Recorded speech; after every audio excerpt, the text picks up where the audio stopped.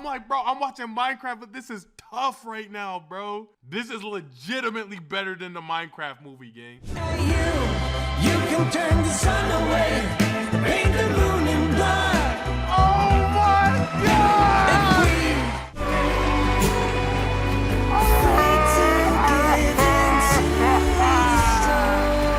I cried a little bit.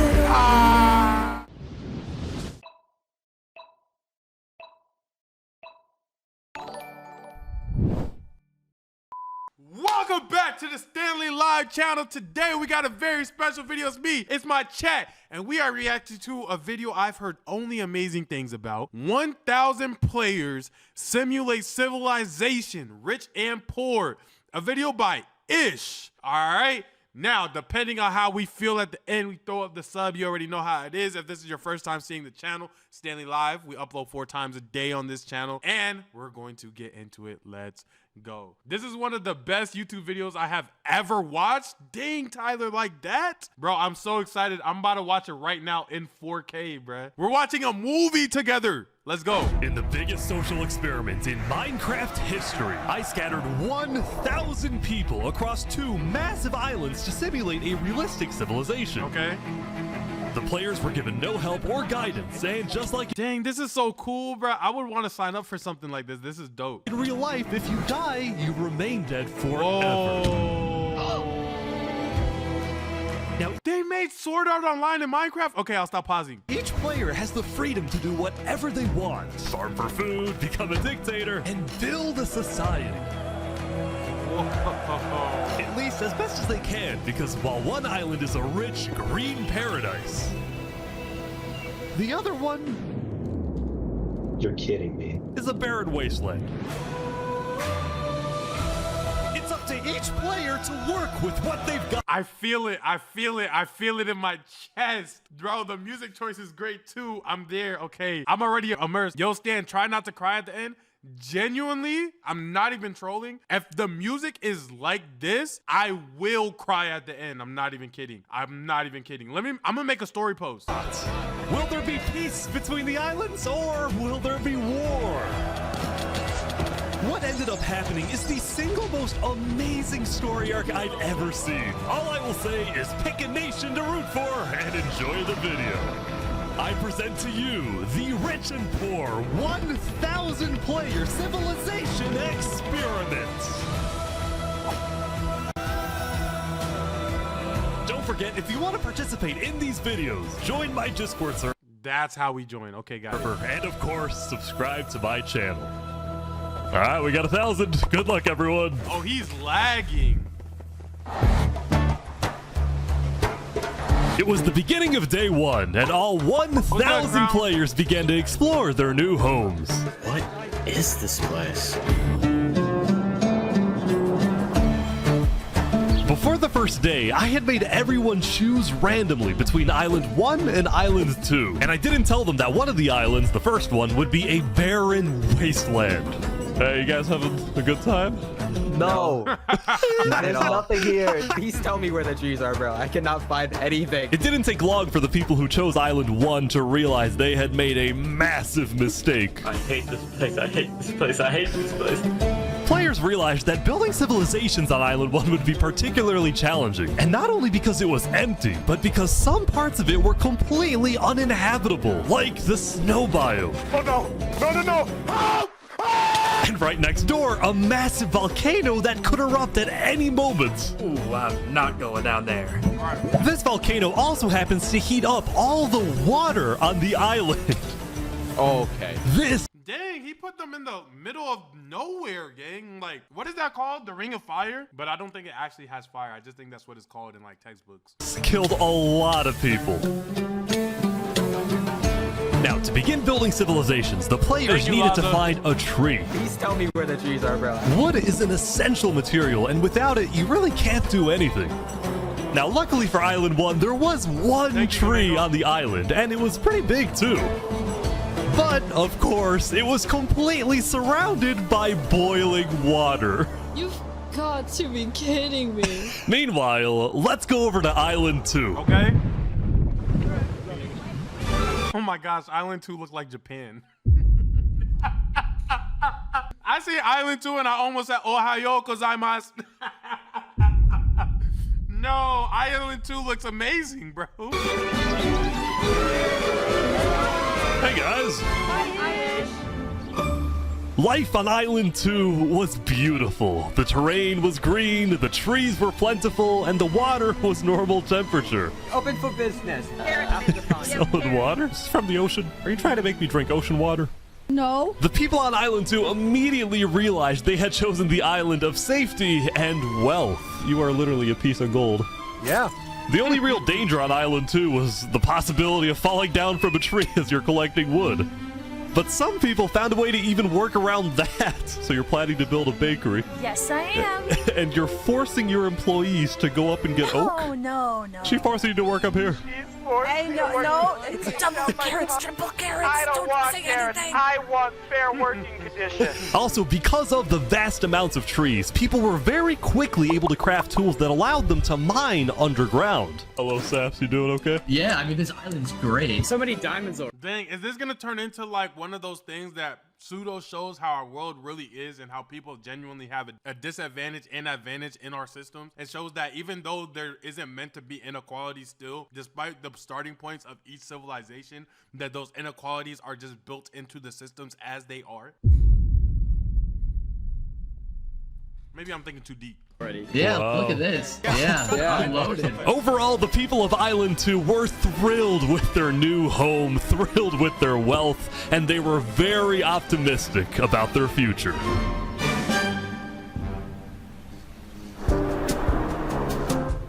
By the end of the first day, players on Island 1 had finally reached the big tree. You realize how high up you are? Oh yeah, no, we're not scared. No? No pain, no gain. Island 1 was still pretty far from having fully fledged civilizations, but there were communities starting to form. For example, this player named Remy the Rats made a small restaurant to feed those who were starving. Remy the Rat, what are you serving them here? It's very popular. Bread? And you get the... What the frick? Why? Wait, is this a bread line? Yes. Oh no! I also got word that there was a small group of people who had chosen to settle in a weird location. People at the volcano. What type of people would choose to live on a volcano? Hey guys. Hello. What the? Hey, how's it going? Welcome to the mafia. This was Lingolini, and he had recruited about 20 people to join his Italian mafia. His goals were very simple: make friends and get rich. Hold on, please, can we tell you a little secret? We found Gotta be racist. That has to be racist, no gap. some netherite. Oh, really? Yeah, don't tell anyone though. We're trying to keep it between us. We'll check back in with these guys later, but in the meantime, on Island 2, there were actual Link, we need to go? huge civilizations starting to form. I don't care about power. I don't care about government. I just want to make a nice place for my people to live. This player named Call Me Cass was the leader of about 50 people in a nation she named the Cass Coalition. And a coalition it was of very different types of people, including pirates, bankers, Canadian cartels, bakery owners, and their employees. I'm not gonna lie, bro. I gotta go with government, bro. I want to be a part of the legislation, bro. I want to start making important decisions. I want to try to see if we gotta raid somebody or if we could come to terms or deals. Put me in the government, bro. I want fair working conditions. How much are you even being paid to work up here? Paid?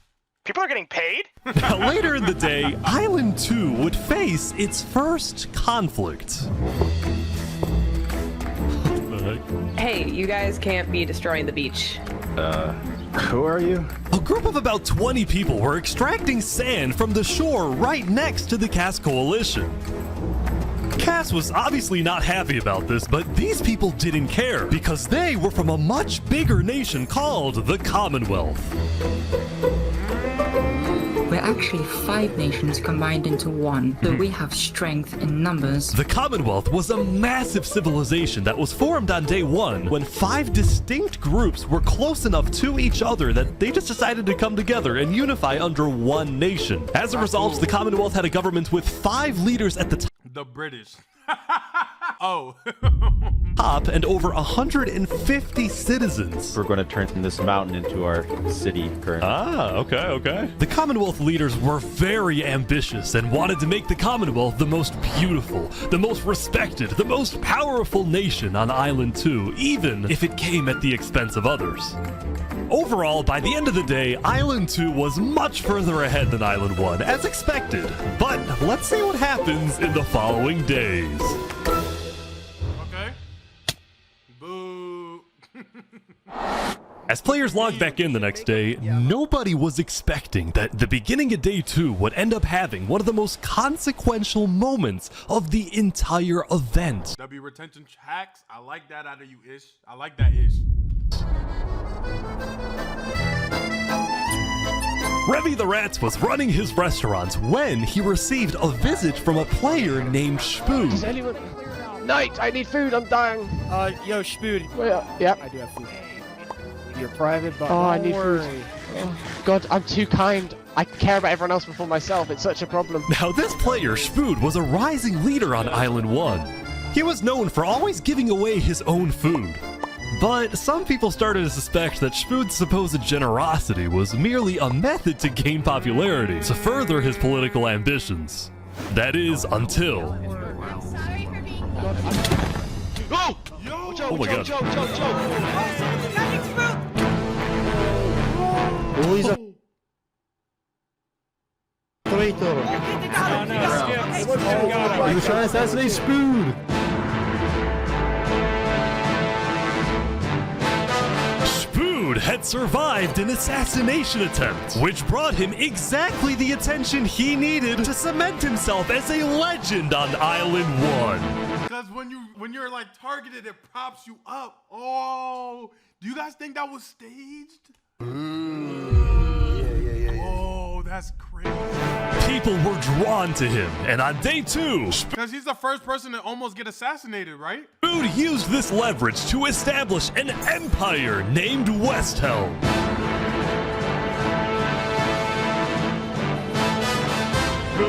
These people have made me emperor. This right here is going to be our capital. We're also building a massive coliseum. You mean where people fight to the death? Exactly! Even though the people of Westhelm were still struggling with food and resources, Kinda seems odd for somebody who almost got assassinated to make a coliseum where they fight to the death, but I'll allow it, okay? their motivation to succeed was unbelievably high. Earlier, somebody tried to take my life. Someone with this face. I'm saying, Kay. But now, he's dead! For the first time, yo, his head on a stake is crazy. It seemed like the people of Island 1 had hope.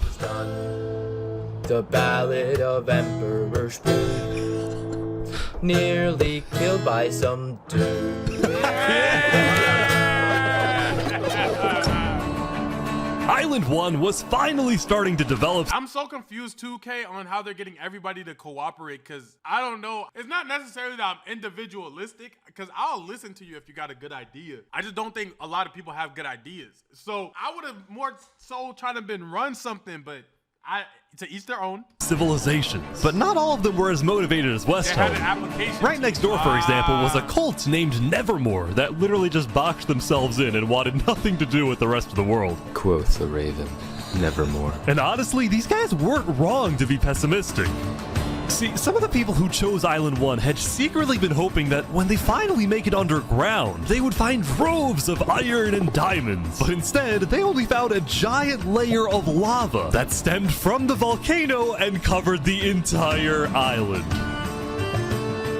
Oh my gosh, Island 1 sucks. This lava layer ended up killing a lot of people.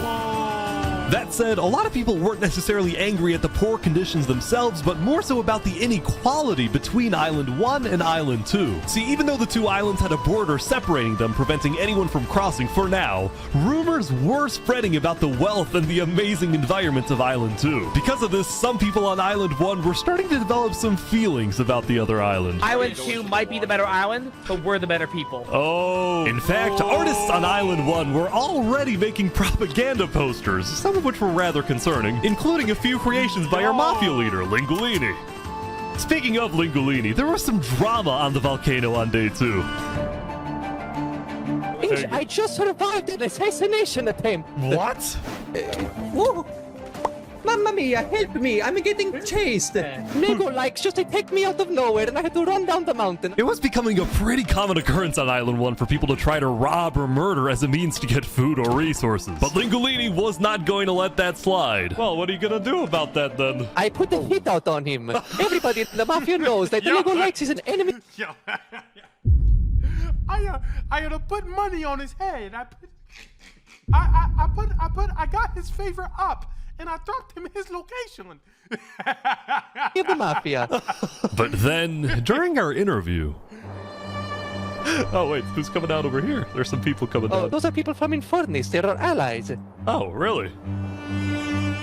Lingolini had decided to share his volcano territory with a larger group called Infernus, whose main goal was to preserve and protect the sacred land of the volcano.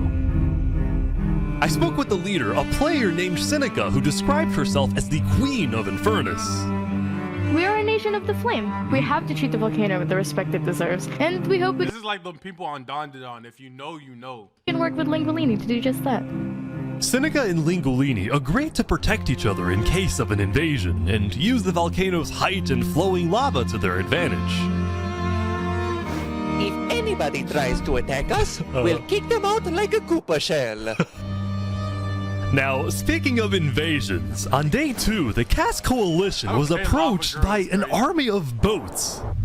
Oh, crap. Guys, I think we're under attack. It looked like for some reason the Commonwealth was coming to attack. No, we can't fight this. We gotta run. Get everyone out. Get everyone out. So you're telling me the island who they seemingly thought they had everything they wanted more and attacked somebody else. Yeah. No. I mean, we don't know yet. It's just I'm just putting things together. So they had everything and then they went somewhere else to take it over. Nah, I'm just making sure I'm watching. But after a few moments of panic, it turned out to be just a group of immigrants who had gotten lost. And this is why I don't talk about this. This is why I try to tell y'all I don't know what I be talking about. Don't listen to me. I be making things up, gang. I just don't listen to me, bro. I be trying to tell y'all I don't know what I be talking about. Lost. We are not here to invade, I swear. Oh, We're not here to invade you, we promise. Seems like it. Why are y'all here? It's you mother. But I didn't do anything. I just followed You them. brought them all. You didn't do anything. Okay. The leader of the migrants, a player named 3 Below Zero, profusely apologized for the scare, and then the migrants took off. What's going on, Cass? I know they didn't mean to do that. I'm telling my people not to worry. Glad to hear. Now, on day 2, players had finally realized that Island 2 was not technically an island at all, but an archipelago, or chain of islands. Yeah. The northern island was an optimal place to settle, with open fields, trees, and wildlife. So naturally, it had the biggest civilizations, including the Commonwealth, the Cass Coalition, and a huge kingdom named Tricolor, ruled by a monarch named Jophiel. The red stands for the underground. Sorry. The biggest civilizations, including the Commonwealth, the Cass Coalition, and a huge kingdom named Tricolor, ruled by a monarch named Jophiel. The red stands for the underground, the green for plains, and the blue for the coast. The center island, meanwhile, had pink cherry blossom trees and was the home of a small nation called Barbieland. What is this? Life in plastic? Oh god. It's fantastic. Okay. And lastly, the southern island was big, but also extremely dense, flooded with jungles and swamps. As a result, nobody really wanted to stay there, although I did find one person. Saps, what is this? Can't you tell? This is my vacation home. How's this a vacation home? I don't see any lawn chairs or furniture. There's no roof. Hold your horses there, cowboy. It's not done yet. Saps was one of the few players who chose not to join any civilizations because he didn't want to get dragged into politics and drama. Still, he made lots of friends across Island 2, his best friend Flux actually being the second in command of the migrant group. Speaking of, 3 Below Zero and the migrants had finally reached their destination all the way up north. Now, other than accidentally invading the Cass Coalition, these guys seemed pretty insignificant. But little did people know, this new civilization was about to change the entire world.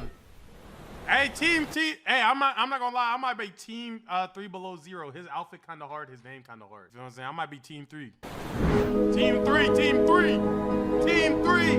We are blessed to live where we live, and we intend to use it for good. Amen. We are enlightened. Yeah. We are the light. Oh. We are Luminara. Okay. The migrants had decided to call their civilization Luminara. They saw I kind of jack at Luminara. I think I'm Team Luminara. themselves as the light of Island 2, the innovators, the inventors. See, the reason 3 Below Zero had chosen this specific location to settle, well, it wasn't by accident. After the first day, 3 Below Zero had used content and propaganda released by the people of Island 1 to estimate the location of the other island. He then used a coordinate system to calculate the northernmost point of Island 2. His goal was to settle as closely as possible to the other island so that when the day comes, when the borders drop, Luminara can build a massive bridge connecting the two islands, giving free passage as a sign of good faith to perhaps bring about world peace. But it wouldn't be that simple. The second in command. No! That's so cool! No! Please, that sounds so cool! No, please let that be what happened. Command of Luminara, Flux, as well as a few concerned citizens did not want that bridge to be built. They had seen the Island 1 propaganda. They knew that people on Island Did I just see Aaron? to be built. They had seen the Island 1 propaganda. Yo. I see Peak. I gotta call Peak. Shout out to Attack on Titan. They knew that people on Island 1 were angry. Their fear was that Island 1 would just use that bridge as an opportunity to invade Luminara and perhaps invade the rest of Island 2. Yeah, but if that's true, then at least you know where everybody's coming from, and then you could just set up a counter right there, though. Even if that is true, you could have just countered it right there. Leading to a world war. That bridge is a bad idea. Moving up north was a bad idea. Island 1 is going to invade us, and Luminara is going to be their first target. What about the goal of world peace? I respect our leader's goal. One like LD, SMH, that's what he thought. But he's dead wrong. We shouldn't be trying to befriend our enemies. The way we're going to achieve world peace is by uniting Island 2 against Island 1. What if 3 Below Zero says no? What if they finish the bridge? Well, then at least they'll know I tried to warn them when Island 1 comes and kills us all.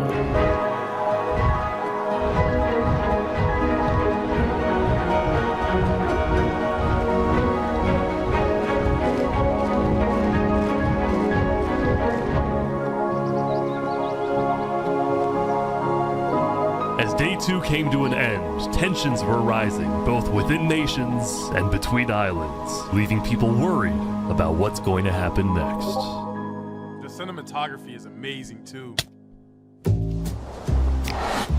Back on Island 1, I was watching a small group of pirates who called themselves Al-Karasina.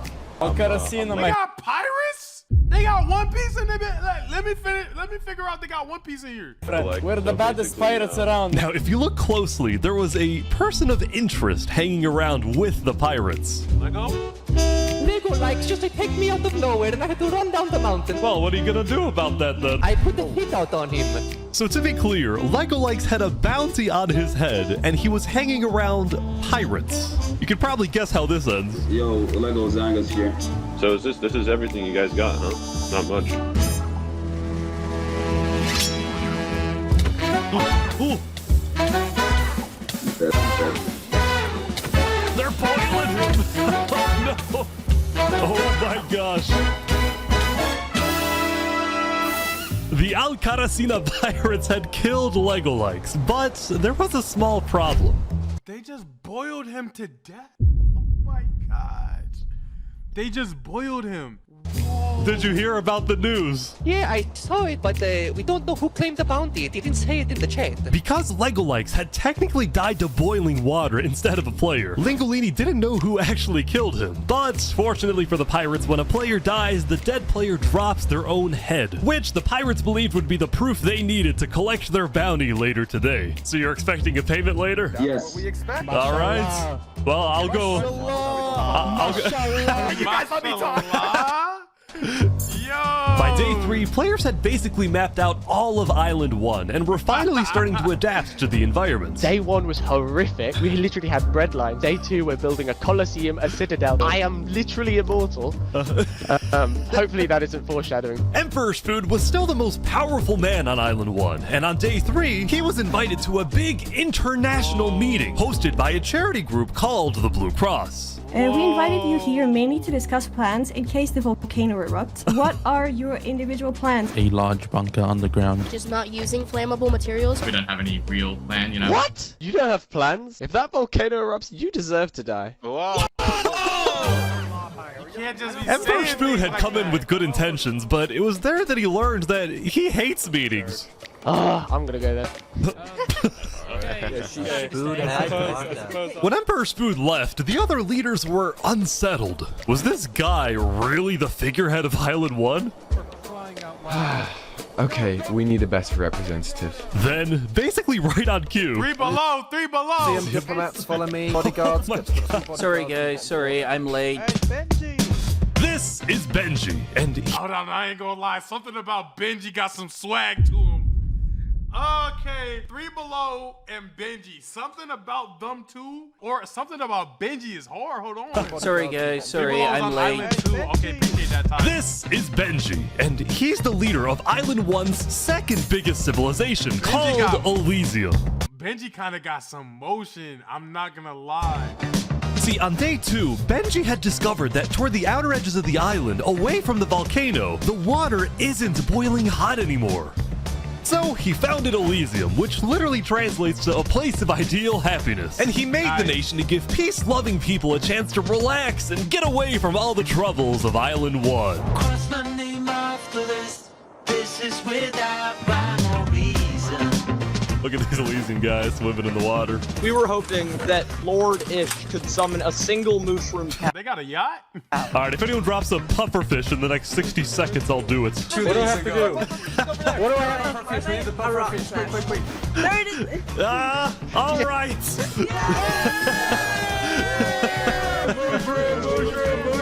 We can kill it for leather! Now, back at the Blue Cross, Benji and the other leaders discussed the possibility of creating a full Island 1 alliance. All the leaders at the meeting, including Westhelm's representatives, believed that given the harsh conditions of Island 1, an island-wide alliance could be a game changer. Okay, wait, I'm sorry. I'm looking at Island 1 right now. This is the one that's barren? Or is this the one that like has promise? Island 1 is the barren one, and Island 2 is the lit one. Or is Island 1 the lit one and Island 2? So, okay, Island 1 is barren. Okay, cool. And Island 2 is lit. Okay, got it. And what I'm looking at right now where people are talking, this is all Island 1. Okay, they're doing good for themselves. But first, Before we make this official, we have to convince everyone else to join. see, there were a few civilizations not present at the meeting, and to complete the full Island 1 alliance, the Blue Cross would have to go out and get them all on board. First was the Alcaracina Pirates, who coincidentally happened to pass by the meeting as it was happening. Hey, guys. Hello. They were on their way to collect their bounty from the second nation not yet in the alliance, the Lingolini Mafia. Oh, yes, they're waiting. Oh, wow. All the people who aren't in attendance are kind of like the bad apples of the nation. Oh, I'm looking for Mario. Hello, it's me. Ooh, mamma mia. It looks like a small brain. It sure looks like a Lego lights. Meanwhile, the Nevermore cults would probably be a little bit more difficult to convince, but the Blue Cross said they'd try anyway. Now, as for the fourth and final nation, well, it was a bit of a mysterious group. I am not going nowhere near that. Yeah, my keyboard is gonna start floating. I am A-okay. Whatever nation that is, I am good off of them. That is terrible. Their civilization was down south, and they were very isolated and secretive. They were all This is like the equivalent of the village hidden in the rain, but The Conjuring. I'm okay, bro. also rumored to have an extremely strict government, but also a large amount of very skilled fighters. As a result, people were kind of scared to approach them, but they knew they had to eventually to complete the Blue Cross Bro, they're giving. I literally just caught a shiver down my spine. Something about this village giving me the heebie-jeebies, bro. Alliance. They knew that if this alliance works out, it wouldn't matter that they all lived on the poor island. All of a sudden, out of nowhere, the most powerful force in the world would become Island 1. At first, Island 1 was supposed to lose, but now they were on the verge of turning their lives around completely.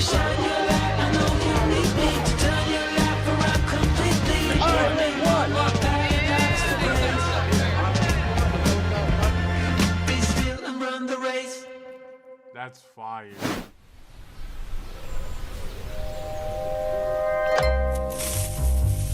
sorry, I'm gonna go back. The Commonwealth.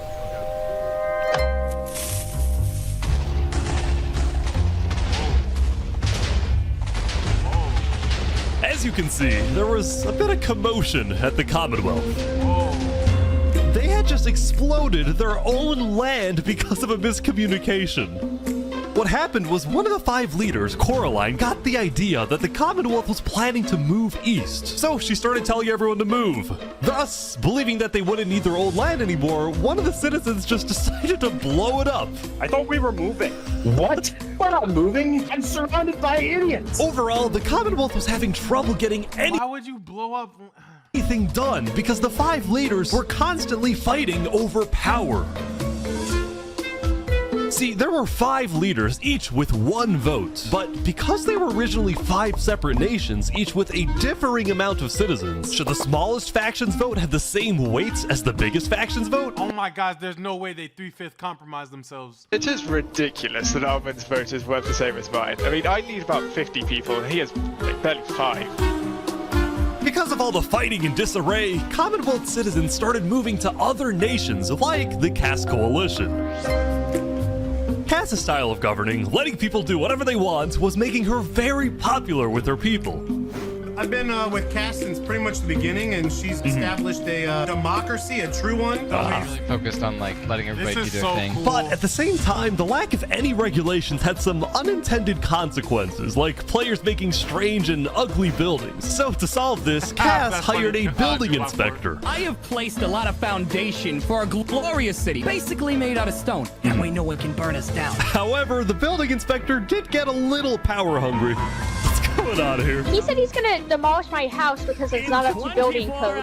Because it's not up to code. So then, citizens took matters into their own hands.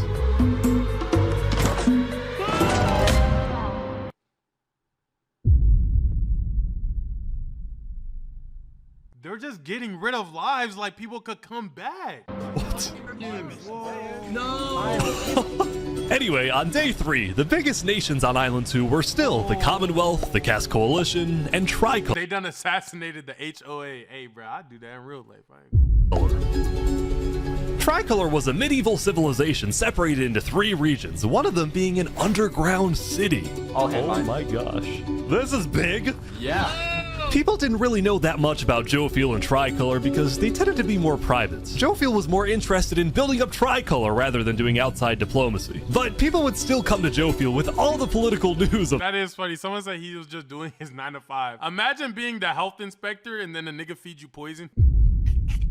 Yo, stop grading these restaurants. Stop telling me how to cook, bro. Island 2. I am so tired of the politics already. I've got some news. People are concerned with Aperion trying to colonize them. Oh my god. Now, this particular rumor about a group named Aperion colonizing people happened to be false. Aperion was just a small town led by a player named Alkaline, and it was actually the only nation other than Luminara that directly bordered the ocean next to Island 1. That said, the rumor that Island 1 was uniting was true, which got some people worried, especially the 2 border states. So Jofiel invited over all the major leaders and diplomats of Island 2 for an emergency meeting. The only leader who That's declined bullshit. was 3 Below Zero because he was busy building the Luminara Bridge. Shout out 3 Below 0. I don't know why. I just believe in you, gang. 3 Below, I just believe in you, bro. So he sent in his place his second in command, Flux. No cap. Flux, what's your plan here? I don't care what 3 Below 0 says. We need to make sure everyone unites against Island 1. Good luck, sir. And because this meeting was They're immediately ops? the most important event yet on Island 2, What's Jovial good, invited Wax? a neutral mediator, someone who could lead the meeting in a fair manner and wasn't a part of any nation. Join the Discord if you have it. Saps, where are you going? Apparently they're making me lead the meeting with all the Island 2 leaders. You sound very excited about it. Oh no, I'm not excited. I'm terrified. I'm accidentally gonna cause a war.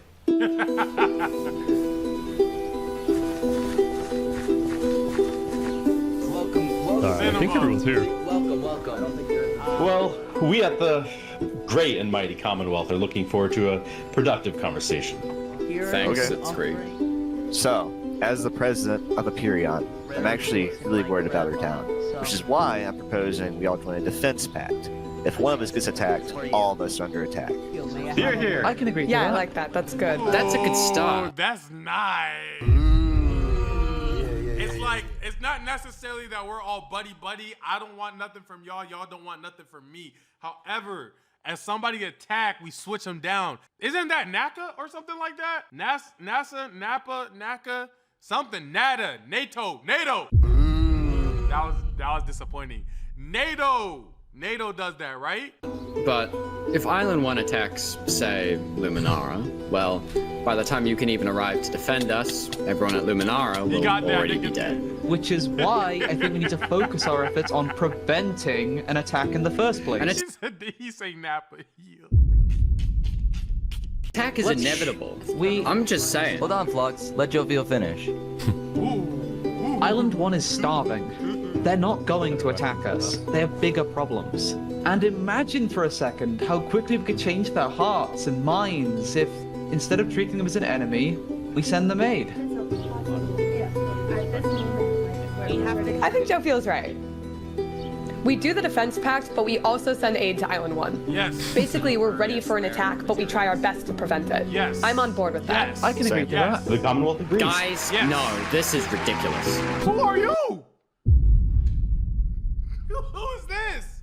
I haven't seen you the whole season. Day 3, who are you? Island 1 is literally making propaganda saying death to Island 2. They're jealous that we live in a paradise, and they're gonna invade us no matter what.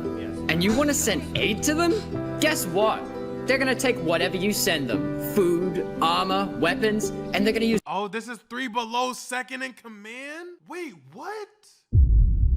He's backstabbing 3 Below? No! This is the exact opposite of what 3 Below wants. 3 Below, wait, no. They have opposing views and he's taking this time to snake him? Because now it's gonna look like that's what 3 Below's been on. Oh, man. It's all of that against us. He might have a point. Hold on. Island 1 isn't evil. They're not savages. They just need help. You cannot be this naive. Well, there's a guy under the table. There's a guy under the table. Everyone is super on edge. They're worried about traps. Guys, Island 1 is united. They have hundreds of people all aligned in the same goal, to kill us and take our resources. If they decide to attack any single one of our nations, it'll be easy. All they'll need to do is walk ahead, which is why we need to either merge all of our nations right now. We all choose a spot and combine into one civilization. Either that, or we attack Island 1 first. Whoa, Are you crazy? You plan to kill What's crazy, Jovial, is you leading all of us to our death. Oh my God. You Too have much. to We listen can't to me. do that. If we don't do this, it's the end of Island 2. Hold on, we can't do that. That's crazy. What is happening? All right, everyone. We can't fight. Let's just vote. All in favor of Flux's plan to treat Island 1 as an enemy, say aye. Aye.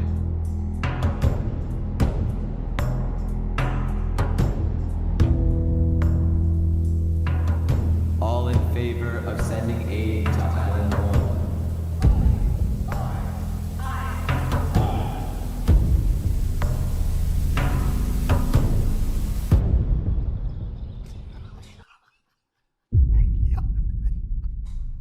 Yo, this is peak. Let me tell you why I'm stopping to say that, not to ruin the moment. I was there just now. I don't think y'all can't feel what's in my chest right now. I was like, bro, please, y'all can't believe him. I was like, y'all can't believe him right now. And then I heard I for like the other joke. I'm like, good, okay, good. But then I felt unsettled because bro's character was steady, not moving. Like, he had his laptop mad pissed right now. Whoa, whoa, whoa, whoa, whoa.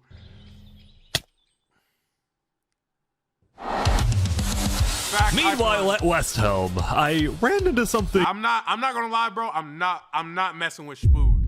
I do not rock with Spood. I don't think he cool. I'm team Benji. I'm team 3 Below. I don't really mess with Spood like that. Cash is also fire, but I feel like she's almost meant to be fire, so it's kind of deriding to say she fired because everybody knows she fired. Interesting. Our next song is called Island 1. Oh my god. So you remember this guy? The Ballad of Emperor Spood. Well, he had joined a band that produced actual songs and then performed them all across Island 1. Wow. There in Wasteland Island, a boiling water sea. Let's go. And no resources to speak of, except a water tree. Let's go! Everyone loved the Island 1 band, including Emperor Spood, who found that the music bolstered the morale of his citizens. He believed that a happy citizen is a productive citizen. Westhelm took us in and gave us a little home. Even though Emperor Spood was a chaotic figure, Westhelm itself was the opposite. It had an army, a storage system, and a hierarchy, from emperor all the way down to citizen or plebeian. And of course, there was the Colosseum, which when finished will play a major role in Westhelm's justice system. That said, Emperor Spood was not happy when he heard that yesterday, Benji and the other leaders had been talking poorly about him. Okay, we need a best representative. Our final goal is Please to don't put snake Benji Button in here. No, that is a joke. That is a joke. No. Our final goal is to put Benji Button in here. No, that is a joke. That is a joke. You don't want Benji to die, do you? No. Well, I mean... No. Benji and the other leaders were concerned that Emperor Spood is unstable and may one day try to take over the entire island. And their concerns only grew when Spood was caught listening to Napoleon on Spotify. But they also knew that if Island 2 were to ever attack, they needed Spood on their side, so they didn't know what to do. Island 1, well, here we are. I just want to say, thank you, Spood, for all your support. You're welcome. I'm the best. Glory to Westhelm. I ain't gonna lie, this is actually so tough. Meanwhile, Seneca, the Queen of Infernus, had decided to begin building a massive castle for her people. A beautiful home base that would hover directly over the volcano. She's losing it. Yeah, that's crazy. No, I'm not living up there when I have one life. Are you crazy? Yesterday at the Island 1 meeting, a lot of leaders expressed worries about rumors that the volcano may erupt, and they talked about how they would each take different precautions. Everyone believed that the volcano was dangerous, except for Seneca, who had decided to take the opposite approach. It's all just paranoia. If we really value the volcano, we need to have faith it won't erupt. The main goal of Infernus as a civilization... Okay, I get that, Senna. I really do. I'm calling you Senna. I'm sorry. Yo, Senna, I get that, right? That's not the point, okay? So let's say the volcano does erupt. That's bad. We don't want that, so we wouldn't put our place there. Okay, cool. Let's say the volcano doesn't erupt. There's no benefits of putting the place there. It doesn't spawn you more diamonds in this location. You don't get healthcare or nothing. It's just still a bad idea. It just doesn't make sense to be gung-ho about this volcano because there is no upside. If it remains a volcano, it sucks. If it blows up, it sucks even more. And there's no positives. It just doesn't make sense. Was to preserve the sacred land of the volcano. So what better way to show faith and demonstrate loyalty than to make your home right above it? Lingolini, meanwhile, decided to make his home underground within the volcano. Under the ground, like a Goombas. Lingolini's main goal was to get rich, and having direct access to iron and gold was one reason for him and the Mafia to live there. But it wasn't the main reason. Remember this interaction from day one? Let me tell you a little secret. We found some netherite. Oh, really? Scattered throughout the volcano were pieces of netherite, the rarest and most powerful mineral in all of Minecraft. Not even Island 2 had netherite. It was the single secret advantage that Island 1 had. And the only ones who knew about it were the Lingolini Mafia and Infernus. Oh, and they're getting to monopolize. Now, them holding that back, holding valuable information like that back is gonna make them targets, bro. Dang, it really is all the no cap time. Now, even though Infernus didn't exactly like how Lingolini was desecrating what they consider to be sacred land, they made a deal with him. The Mafia can keep mining so long as they provide Infernus with some of the minerals they find. But Lingolini was unsatisfied. They want to use us. They want cheap labor. I'm not giving them anything. Lingolini didn't like how Infernus was basically forcing the Mafia to mine for them with nothing in return. So he secretly instructed. That's what I'm saying. Senna just has a bad plan, bro. Senna just has a bad plan in general. You're putting this thing over the thing with no benefit. You know what I'm saying? With what you're doing, truly. The benefit is coming from Luigi. And then number two, you're not doing nothing of value, of substance. Like, they're bringing you, anybody who is bringing you something and you're not giving them anything to show for it outside of permission, why wouldn't they just end up taking you and killing you? You're not making yourself indispensable. That's the word that I'm looking for. Senna in no way isn't making herself indispensable. The way that's going right now, Senna can't get rid of Luigi, even if she wanted to. Luigi could get rid of Senna any day. She's not doing anything to make herself indispensable. And it's just, that's my whole thing, is that she's not providing no type of value to her people. Everyone in the Mafia not to give Infernus anything. Like, for example, if a war broke out around the volcano, who do you think Senna's gonna ask to help protect the volcano? Is it a situation where Senna's like, you mine, I'll protect the volcano no matter what? No, Luigi's gonna have the better resources. It would actually be a waste of time for Senna to try to protect the volcano. Lingolini's hope was that Infernus never asked for those minerals and forgets about the deal entirely. Otherwise, he would be in a lot of trouble. That said, despite this conflict, the rest of the Island 1 unification effort was going very well. Earlier today, Lingolini had decided to join the Blue Cross Alliance. Oh, wow. Thank you all so much for having me. The Alcaracina pirates were also eager to join, and surprisingly, so was Nevermore. There was only one holdout. Yo. This mysterious civilization was called the Covenant, and it was ruled by a dictator named Turntap. How are you elected exactly? By a vote of the people or the vote of yourself? Elected? Turntap wasn't sure about joining the Island 1 Alliance because the people of the Covenant were generally skeptical of outsiders. They only took pride in their own nation, especially in their army, which was composed of really good PvPers who weren't above using torture to get their way. Are they drowning this guy? He's gonna die. Now, I felt a little bad for this player, so I threatened the Covenant. Covenant uses water torture. I'm reporting this to Sidefall News. No, don't go to Sidefall. So I went to the local news reporter. Sidefall, I have a story for you. I just caught the Covenant waterboarding one of their own people. Oh. Well, I'm paid off by them, so I don't really care. What? Dude, it's free money. You know what? It's called a business for a reason. It's not for profit, okay? Sidefall ran a news business with questionable ethics. He was also known for making up fake stories, writing things like, "The lava is rising," just to sell more papers. That said, earlier today, he had made a legitimate discovery that could devastate the entire island. Island 1 had a lot of known dangers, from the lava layer to the boiling water to the powdered snow. But there was one last danger that nobody knew about until now.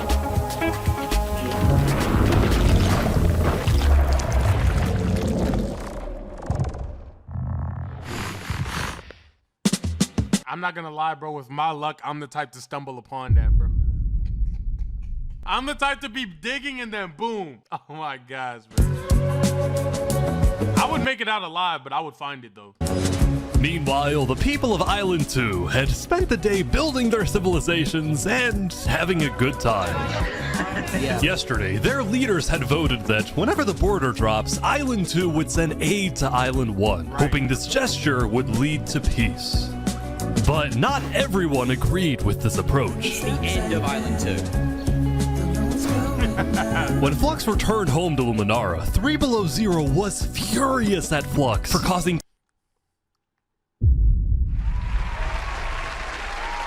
Okay, 3 Below, I need you to show some skin. I need you to show some skin in the game. I don't want you being all, yo, bro, what we're doing, bro, let's stay focused. I need you to be like, you said what? I need him to, you said what? Why didn't you go there and tell him what I was trying to do? Because you was worried about what you was trying to do. And now since you want to worry about yourself, worry about staying alive. Guards! Let's show Flux what happens when somebody goes against the plan. You know what I'm saying? I need that. I need that. Chaos at the meeting and for going against Luminara's values. 3 Below Zero, as the leader of Luminara, was actually heavily in favor of sending aid to Island 1. The whole point of the Luminara Bridge was to make peace with Island 1, not to start a war. As a result, 3 Below Zero demoted Flux from his position as— Why is it demoted, bro? Demotion's cool, but bro, pack him up. second in command. I spoke with Legacy, a citizen of Luminara. Yeah, Flux has been gone all day. People here don't really like him anymore. Flux and his crew had spent the day building a secret bunker under the ocean, a place for them to hide if Island 1 attacks. And then Flux spent the rest of the day helping his best friend, Saps, finish building his home. Despite all the chaos, Saps still reached out to me after I was demoted. Mr. Mediator, what a good friend. Flux over here can be a little unpredictable, but he's my friend, and I know he genuinely wants the best for us. Even though Flux was much more ambitious than Saps, these two had become very good friends. So many diamonds already. Yeah, Wow. look at this. Yeah, I'm loaded. But just as day 4 was about to come to a peaceful end, something happened that would change the course of Island 2 forever.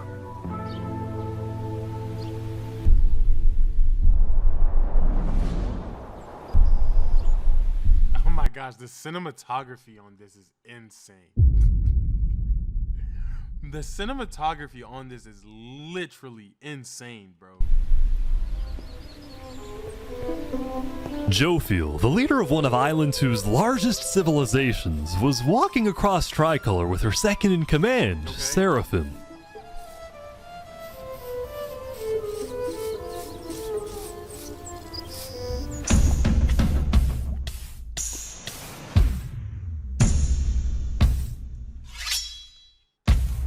Whoa! Seraphim! Whoa! What are you doing?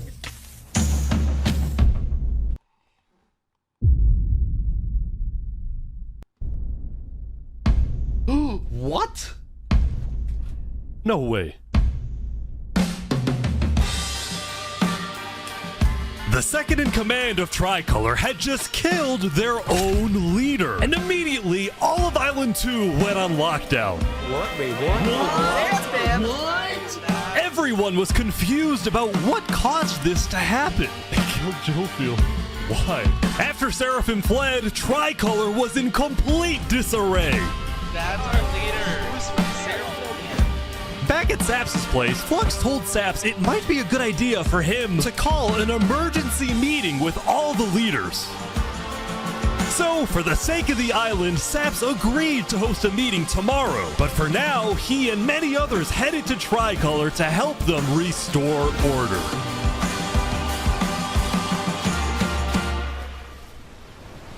Yo, I bet Lux or whatever ordered like a hit on Jofiel so people feel like scatterbrained, and then like now he's gonna be like, bro, everything's happening, da-da-da-da-da. We have to attack the island because now we're down chains of command or something like that. I feel like that was Lux, gang. Or whatever his name is.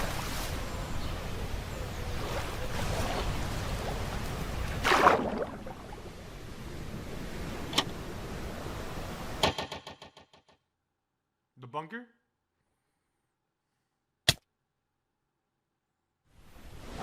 Oh, up top. I didn't even know, bro. Look.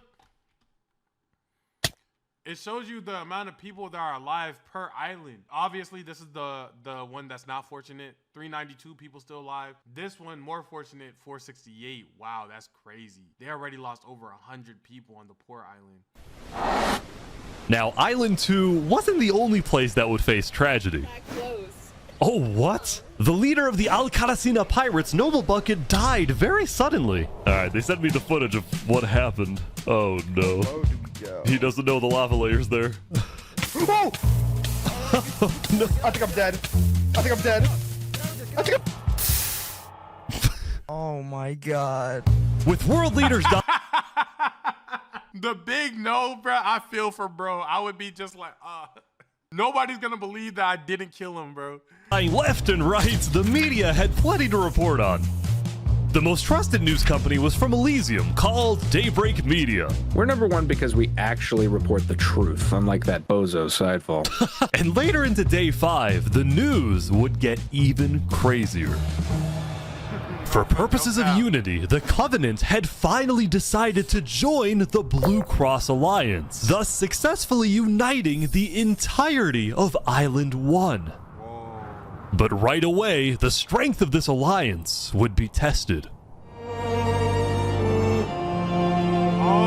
Earlier, a citizen of Infernus had accidentally told someone outside of Infernus that there was netherite in the volcano. And this news spread all across the island. Can somebody tell me why netherite is important? Not in the video, like Minecraft wise, like could you make like crafted weapons? Can you like, you know what I'm saying? Like, is it something like that? I just don't know what, like in my mind, gold is the best. You can make gold chest plates, swords, and all of that. Is like netherite that time on steroids or something? That's what I'm trying to get. Strongest thing in Minecraft. Okay. Strongest material. This was a disaster for Infernus and the Lingualini Mafia, who had been trying to keep the existence of netherites to themselves. Immediately after hearing about the netherite, the Covenant sent a mining expedition into the volcano without telling Infernus. And lo and behold, they confirmed there was netherite.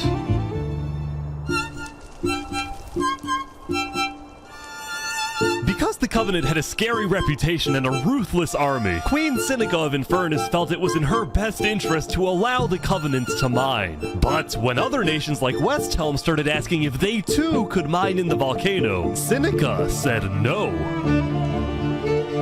Yo, Seneca sucks. Yo, I'm not gonna lie, bro. What is bro's name? Shoop, something, bro. Shaboop. I don't remember his name. Him and Seneca, dead might be the worst people on this map, gang.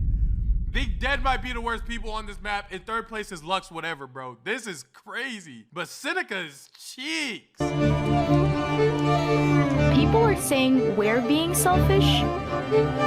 They're the ones being selfish, trying to take our resources. You don't do nothing. I get it. It's y'all's resources because y'all agreed with the pact. He was supposed to share it with you. You don't do nothing to be shared with, Senna. Okay? And that's my problem. Like, yes, he should have. He should have kept up. His word should have been his word. But he really looked at the facts and was like, oh my gosh, Senna does nothing. And now every other country is gonna come up to you and be like, yo, can we come on here, right? Because they're gonna be like, oh, she's the ruler of her land, let's be respectful. You're gonna say no, and they're gonna be like, what did she do to tell me no? Oh yeah, nothing, bro. Listen, Island 2 is rich. We are not. Now with netherite, we actually have a chance of evening the play. You said she don't suck. She really doing the right thing to keep the resources to fight. Bro, I mean, unless I missed something, she didn't say she's keeping the resources so that she can outsource the resources. She wasn't saying, oh, yo, you know what?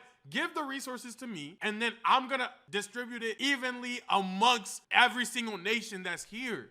She hasn't said that. She said, when you get materials, give half of them to me. That's what she said. I don't think I haven't heard her be like, yo, this is gonna be for everybody on our side of the island. Field, but the volcano people are hogging it. Before any fighting could break out, the Blue Cross quickly reached out to all the leaders and told them to put this issue on hold. We're inviting everyone here tomorrow, so we can all talk this through peacefully. We're Island 1. We cannot afford to have a war over some mineral.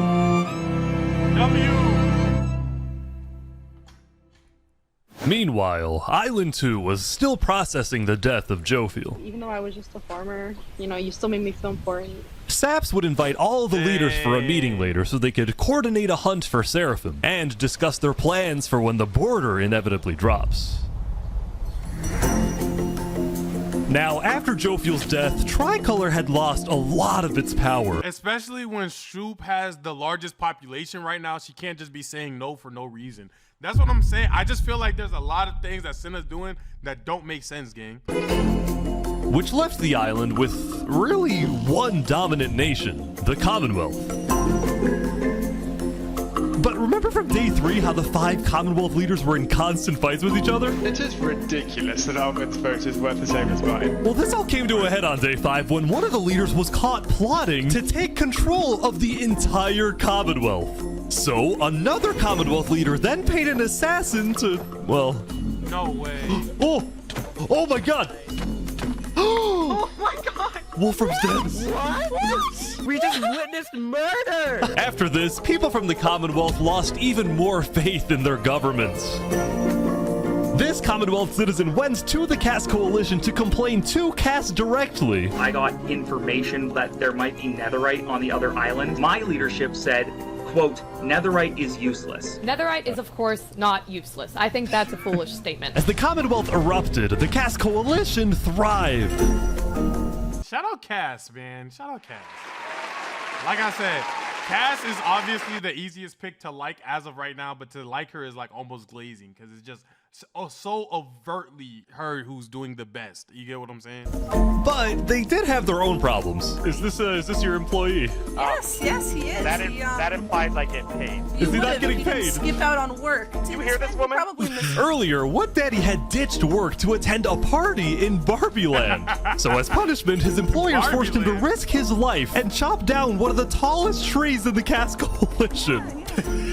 He's asking for help. You have to yell louder. I can't hear you. You're so far off. You have to get closer to the ground. Oh! That is actually so crazy. Everything's a joke. Everything's a game until there's lies on the line, bro. Now I'm looking at Cass a little weird, gang.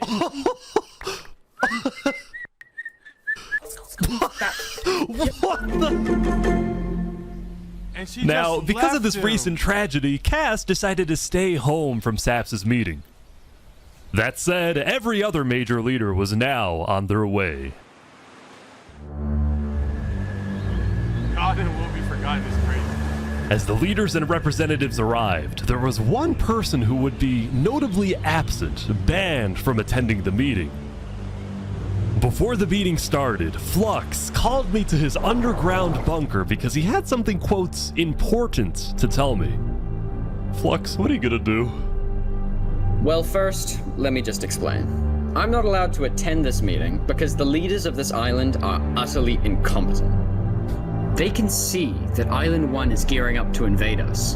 And their response is, let's give Island 1 more gear. It's completely brainless, and it's going to result in all of our people dying. So, you got a plan? I had a plan, but nobody listened. They all voted against it. Look, we can still save this island, but the current leadership has to go. Very What do you mean, has to go? Oh my gosh, there's no way he's going to the Kage Summit. There's no way he's gonna show up like Sasuke on the roof upside down with a blade in his hand. No, there's no way. Has to go. Removed. And I'm done waiting. It's gonna happen today. That's exactly what he's doing. Alright, leaders, welcome. Thank you all for coming.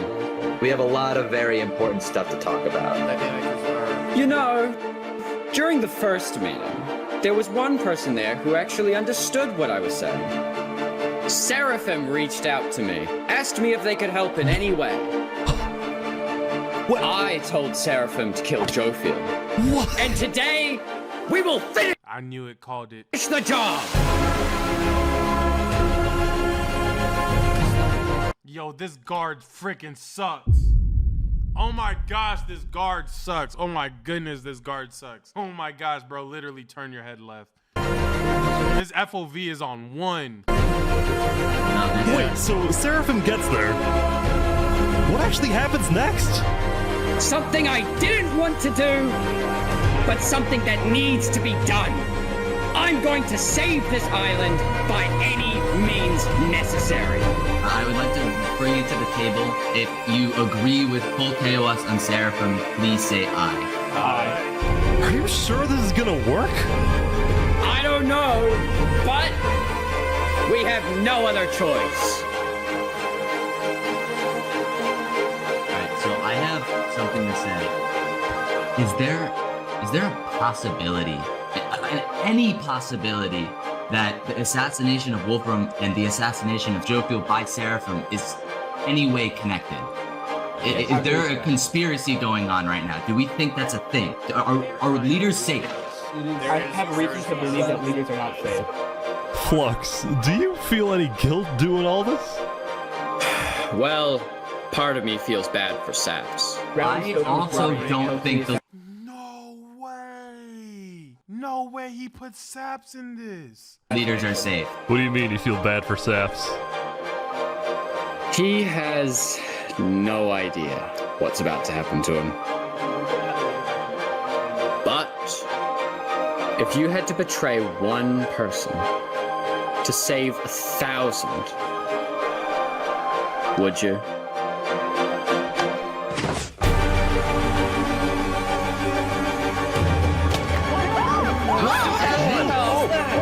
What just happened? What happened? I didn't do that. Oh my god! Why is there a trap? Is this all a setup? Saps, look, where's Saps? Where did he go? Did Saps do this? Wait, Saps? You have to find him. Hunt him down! Kill him! Kill Saps! Saps, where are you? Saps!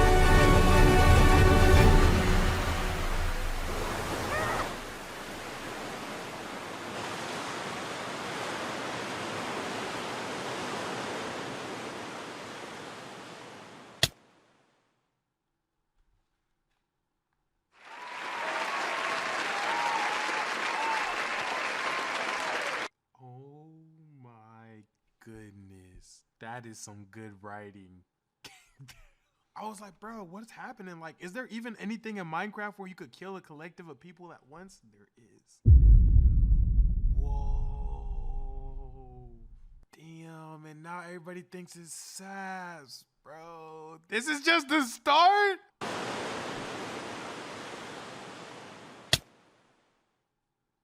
This is so crazy.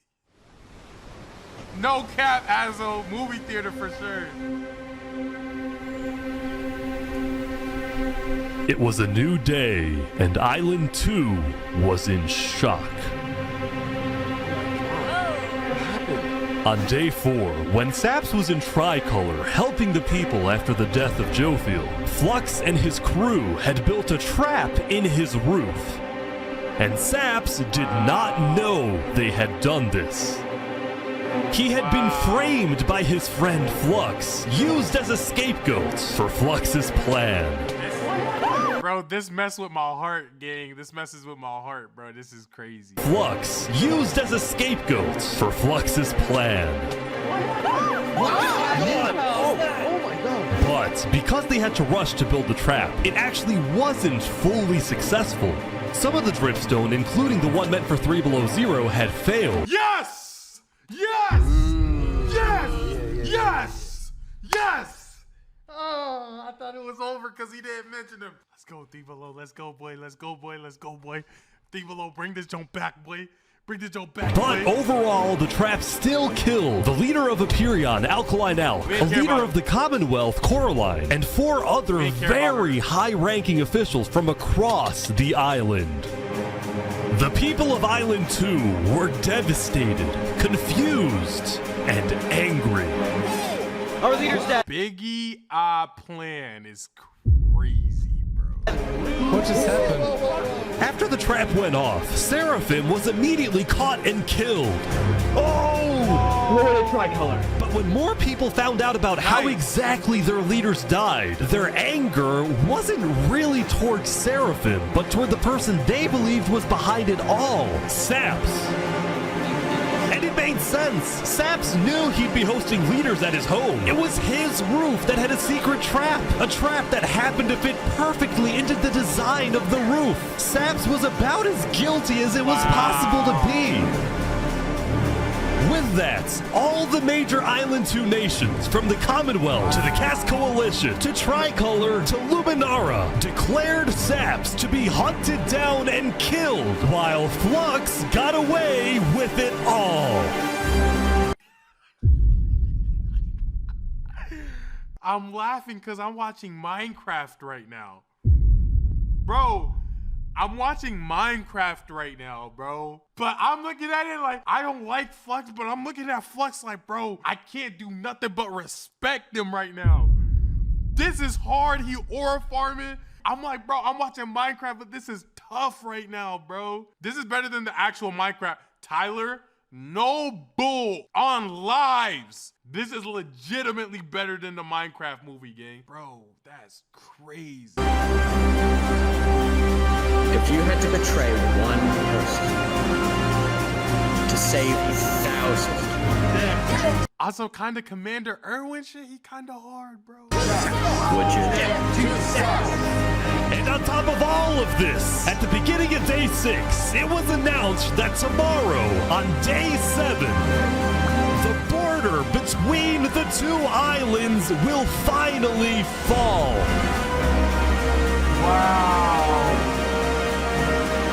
Both islands now have 1 day to prepare.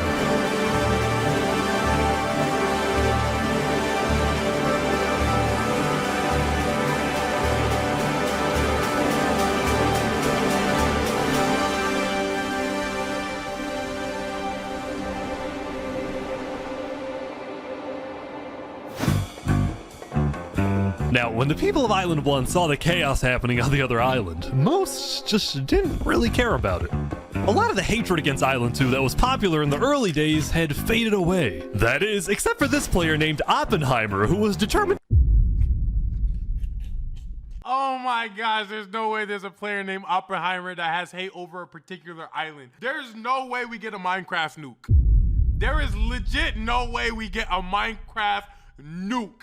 There's no way, bro. To take out Barbie Land because in 2023, the Barbie movie had outsold the Oppenheimer movie. Wow. I'm building a nuclear rocket that will make Yo,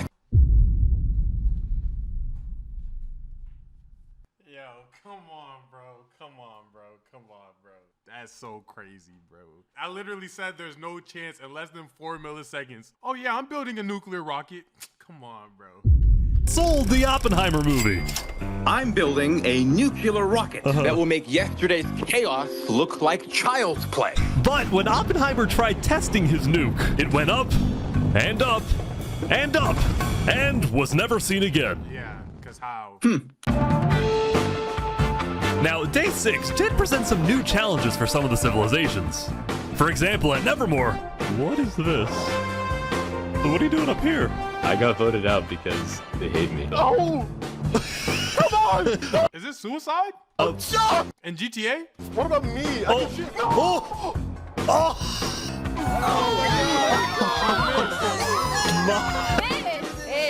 What? I didn't do anything. I play Mish. Meanwhile, at Elysium, I hate being a leader. Everyone here is so stubborn. Benji was having trouble getting laws passed because his people kept opposing any changes that threatened their peaceful lifestyle. The people of Elysium were generally skeptical of government officials, sometimes even holding trials against them. Although this particular trial did not go to plan. Guys, somebody stole Gerald.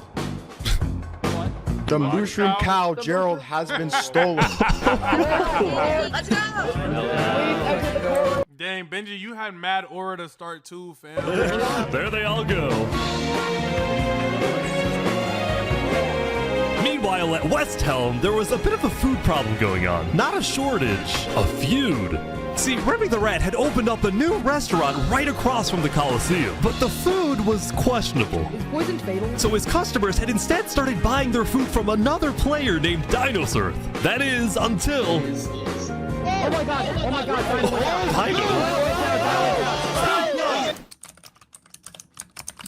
What is he?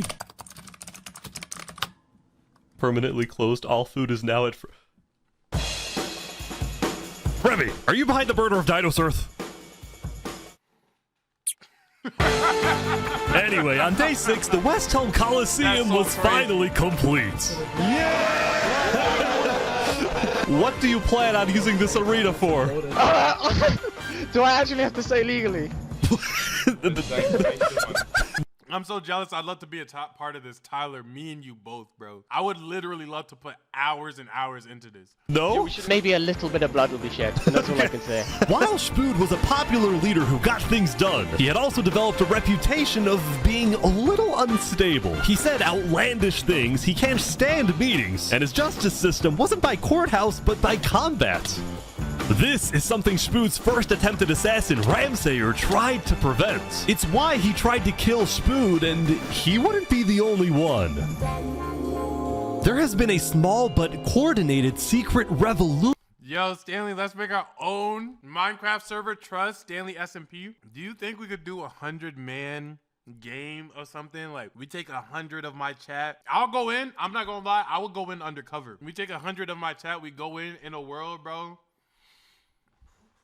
Fuck it. We take 100 from Yo-Yo's chat. We take 100 from my chat. 2 islands. Absolute cinema. Absolute cinema. Oh my god. Revolution growing in Westhelm with aims to overthrow and murder Spood. The 2 leading figures are Westhelm citizen Ramsay and Westhelm's head builder, Knight 2x4, you're mine, bro. You know, I helped design his Coliseum, not knowing Spood actually wanted to use it for bloodshed. He's insane. The first part of their plan was to take out Spood's second in command, a player named Oo. Yeah. Yeah, that's right. I guess Second in command down. But Ramsay was immediately chased down by Westhelm's army. You could have made something happen, man. Oh. Oh. With Ramsay dead, Knight Arcturus became the sole leader of the revolution. But he also knew it was only a matter of time before Spood finds out about his plans.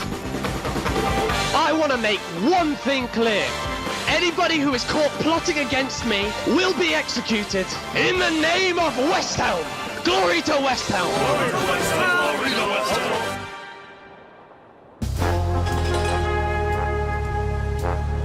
Now, before the border drops, the Island 1 leaders all met to discuss what to do about the Netherites in the volcano. Going into the meeting, people were not happy with Infernus and the Linguini Mafia, who were believed to be keeping Netherite to themselves. Please keep all your weapons holstered at all times unless you absolutely have to take them. The meeting began with Westhelm's representative and Spood's newly appointed second-in-command, Spider.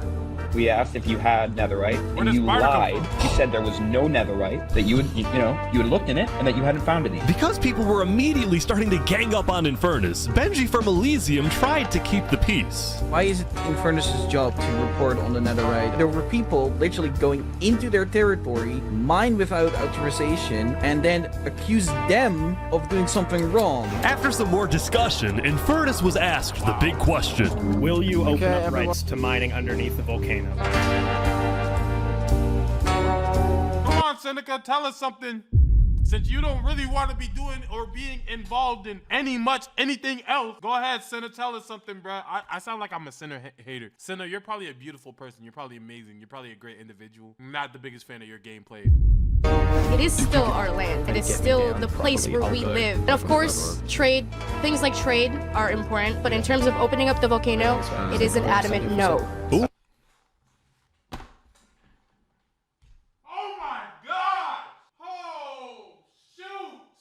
I'm gonna get tight. Seneca isn't the only leader of Infernus. Is he not the only leader? Show me the other leaders so I can yell at them too, bro. It doesn't matter. Infernus, she's the one who's talking. She's the one I'm talking to, bro. Lux isn't the only person who killed all the world leaders. But dang, I want all of him and his man's dead, but I only know Lux. So I'm talking about Lux, okay? I gotta start thinking about this different. I'm gonna start thinking about Senna in a religious light. Because that's the only way I can refrain from myself crashing out. I'm gonna think about it from a religious light where it's like, yo, can we please break down this church? And she's like, yo, I hear what y'all are saying. No, you can't. But she's already breaking down the church. She just wants it for her pockets. Bro, I don't know, bro. I just don't know how to, I'm trying to really, cause like literally for everybody, I could get it a little bit like Lux wants to do this so that he can save the people from the fight because he think they're gonna come over the nation. Okay, cool. I don't agree with you, but cool. Freaking Benji, he don't want to be a leader no more because these niggas don't listen, but he's still trying to do his best. Boom, boom, boom. Spood, he's like, okay, yo, I'm nonchalant, I'm chill, but if they want to do something, let's fight about it. I don't want to, but I can see why you would say that. I'm just not seeing why Senna would say what she's saying, bro. Am I missing something? Am I trying to take gold from the mosque? But she's already taking the gold. Maybe I'm missing something. I think. Things like trade. I vented. I'm good. I'm back now. Are important, but in terms of opening up the volcano. The land holy, but she letting some people mine from it, but not others. It's not consistent. Thank you, Tyler, for articulating the sentiments that I'm trying to get out. That is the problem. If it's holy, I don't have a problem with that. But let's be consistent. But it's not consistent. And then you're not even bringing up, and the worst part, you're not bringing up a reason for why it's being inconsistent. Like, you're not even telling me You know, it is an adamant no. Ooh. Now, Lingolini, Seneca's biggest ally, was about to speak, but what he ended up saying was unexpected. We have to humbly disagree with Infernus of not allowing anyone else to mine in the volcano. This is Island 1. We're all struggling against the nature and everything like that. Shouldn't we all be allowed to mine wherever we please? No way! Let's go. Yes! Hell yes! Preach! Soon, people started offering deals to Infernus. I believe we'd be open to give you resources since it is your land. But Seneca still said no. The volcano is still our sacred land. We don't want hundreds of people there mining and yeah, not hundreds of people. Let's just settle for 25, because that's gonna make a difference between your volcanic god. Can we get your volcanic Bible so maybe I can really read some volcanic textures and volcanic literature so I can read up on what isn't allowed in your volcanic culture? The thing is, you don't want hundreds of people, then what's the number of people that's acceptable? Let's find that and let's open that. And then even then, okay, cool. You only want 30 people mining the volcanoes at a time. Okay, great, Senna. Now we can rotate out of the freaking volcano. As a result, Lingolini went even further. On the day one, Mario was here first on the volcano, and we're able to mine there, but it's not fair that no one else can mine. While your queen is over there with the diamond boots, some people don't even have any— Oh my gosh, she wore Da Vinci to the meeting? Alright. Oh my gosh, she chose to wear Louis V to the meeting? Oh my goodness, no, this is actually bad. This is actually bad. Armor! Boots, man. Eventually, people started using scare tactics. That volcano is insanely active right now. It will most likely erupt within the next 2 days. I doubt it. No, that's sci-fi propaganda. That's propaganda. And so, after even— Hold on, Residential Smart. My worry would be even allowing anyone to mine the volcanoes will quickly deplete the resources. That's not Seneca's worry, though. That's what I'm saying. Okay, so 2x4, that's also what I'm saying is she's not even giving in a reason for me to either agree or disagree with her, and that's what's making me disagree with her passionately. Because everybody else, I could disagree with them. Like, for instance, I disagree with Lux, but I could hear what Lux is saying and be like, hey, you wrong for that, but I hear you. Senna's not even doing that. That's my problem. For discussion, Westhelm made a final plea. We have a representative from every single nation on this island. You have an opportunity here to unite us all, or you have an opportunity to totally destroy that unitedness. But Seneca still wouldn't budge. For now, it's a no. So, Lingolini made a big announcement. Mario has a large chunk of territory. That's dictatorship. That's dictatorship. That's literally dictator. Like, at that point, you're just, okay, cool, you're a dictator. Okay, cool. You know what happens to dictators? I'm just saying. I'm not even trying to say, like, yo, let's pack her up. But damn, put her in prison. Like, I don't know, bro. Something around her not running me right, bro. Can we not even majority vote that? It just don't make sense. In the volcano, the Linguini family declares independence from Infernus. And we will open mining to anybody who wants to mine.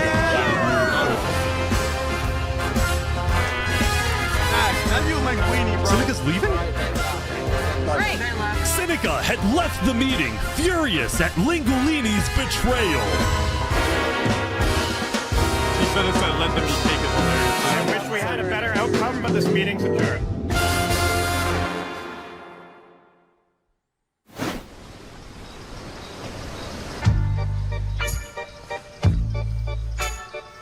Saps, what just happened? Dude, what just happened? Every leader in front of me just died. And you had nothing to do with it. It wasn't me. Someone was in the roof. I'm getting framed-ish. Following yesterday's trap, Saps was on the run, as he was now the most wanted and notorious criminal on Island 2. I'm screwed. What am I supposed to do? He had no choice but to hide amongst the dense jungles and swamps of the southern island. But he also knew that the longer he hid, the more guilty he looked. So earlier, he had decided that he would turn himself in under the condition that he is given a fair trial. Flux, meanwhile, was satisfied with the success of his plan, but it wasn't over quite yet. We got 2 leaders left to kill. Call me Cass, and of course, the guy who demoted me. And because Seraphim was dead, Flux sent another member of his— Bro, please. I can't take it if 3 Below dies, bro.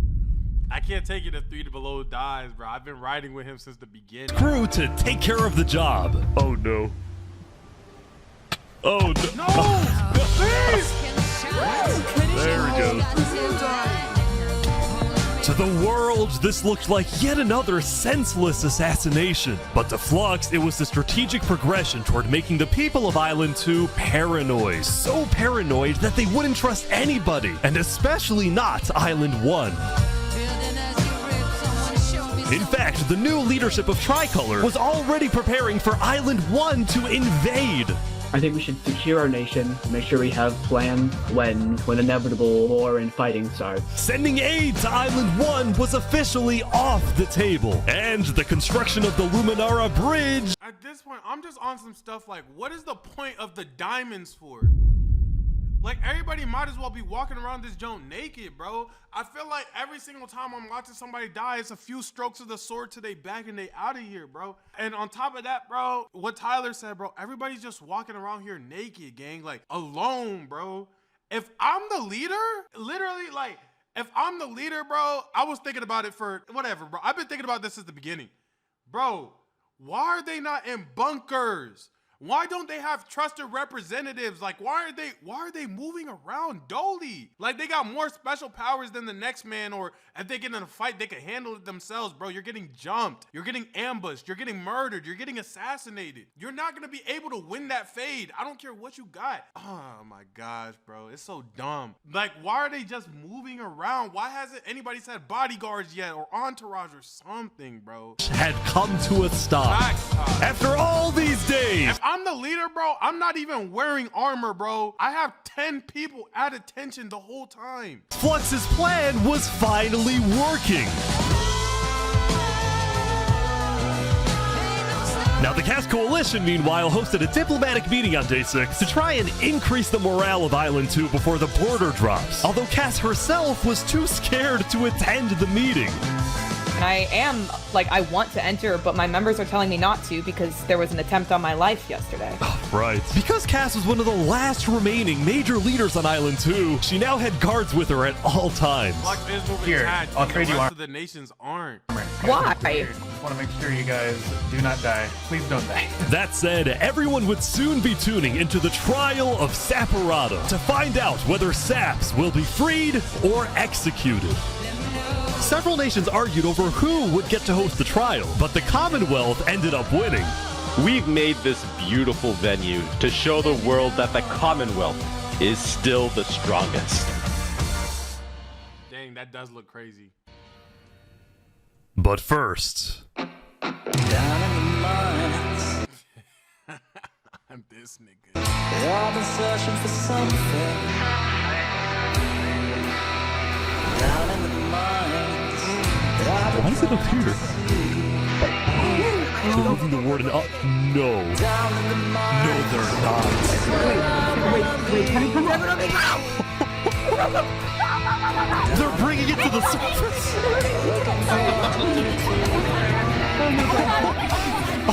I've been down,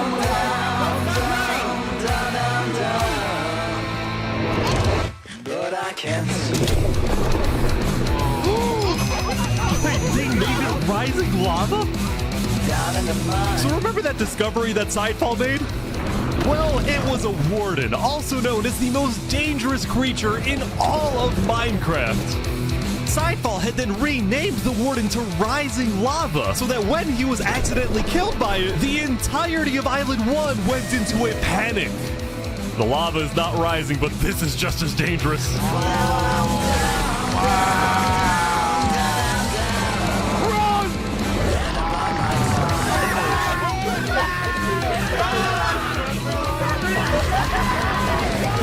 The warden had been unleashed onto Island 1, going from place to place, terrorizing What is Island 1 doing, bro? Y'all already... civilizations.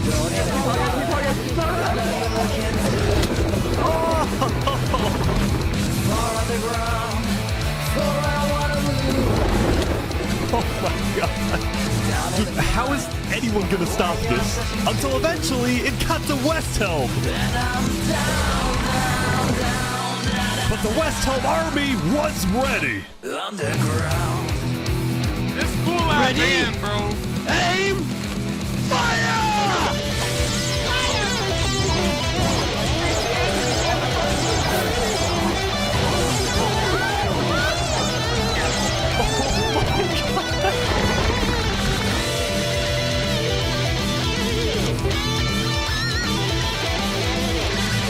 Come on! Oh my gosh!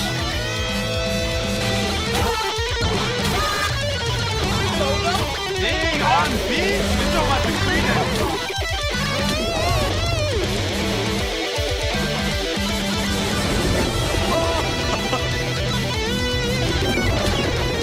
Welcome to Westhelm. Is it Remy's place? Remy?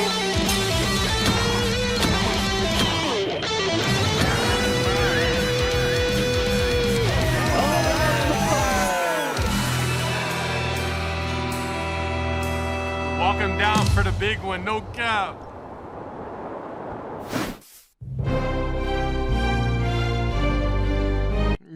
Don't let me kill the warden. I'm gonna be pushing him with the hero propaganda. You couldn't say, I'm telling you, on that server, you couldn't say Nathan to me. I am your strongest warrior, no cap. I will not fight front lines for our civilization, but just regard me as the most high, no cap. The defendant Saparata is accused of 7 counts of murder, including the murder of Joe Field, the murder of Alkaline Elk, and the murder of our very own Coraline. I will hear the prosecution's argument, followed by the defense, and then I shall make my ruling. Okay, guys, I feel really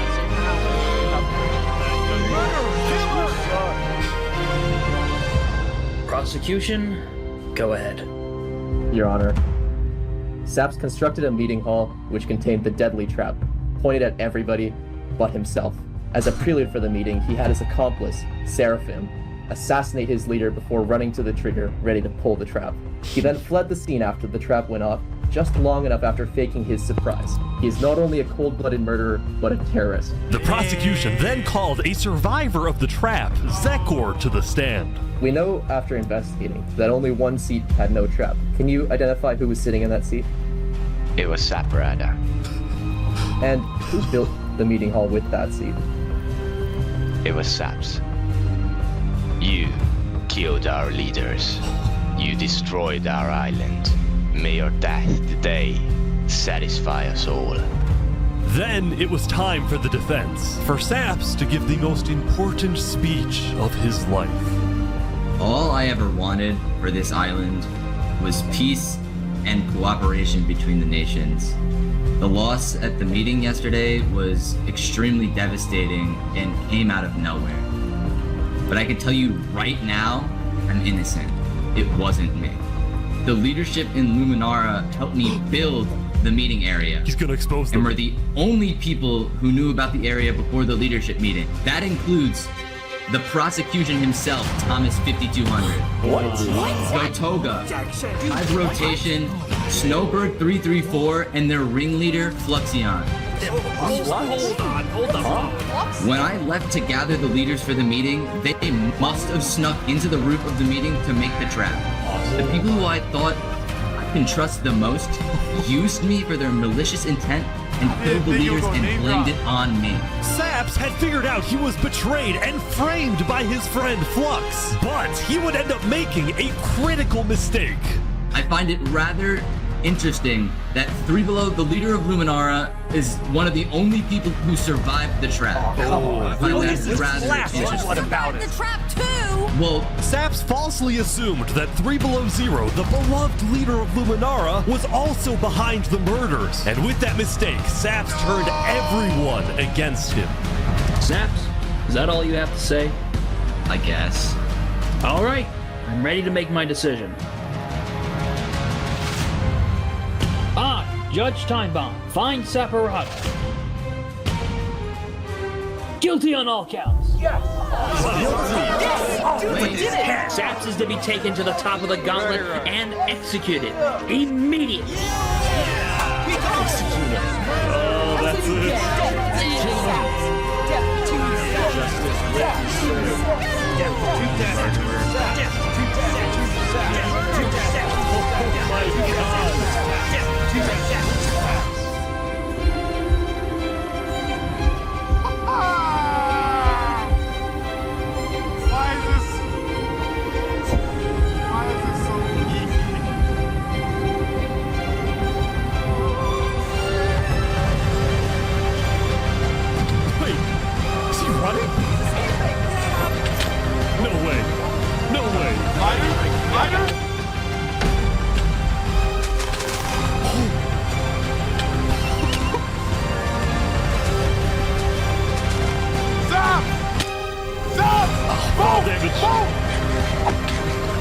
Where's your phone? Go!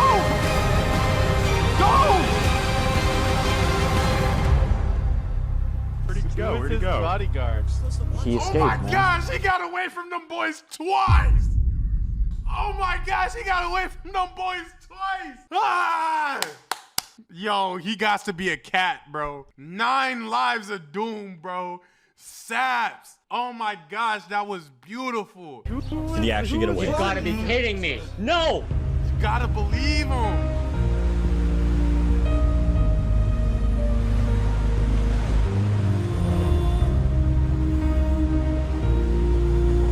You killed our leaders. You destroyed our island. Nobody walking him down. Murderer! Killer! Guilty on all counts. Disgraced. Yo, if I'm Saps. Yo, if I'm Saps right now, so much is going through my head. Like, literally, I'm not even saying if I'm Saps, like, the character in the game. No, I'm talking about if I'm Saps behind the computer screen and I'm playing Minecraft at my desk like this, I'm sweating right now. Like, so much would be going through my head. Yo, how do I unite these people? How do I make them believe me? I just gotta wait till Lux messes up. Da-da-da-da-da. Bro, I'm tripping right now if I'm Saps, bro. Oh my God.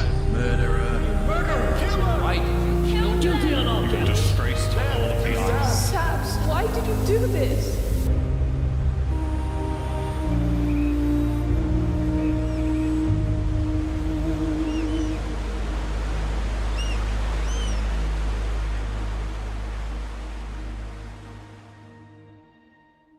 Thanks. 370 for Island 1, 442 for Island 2.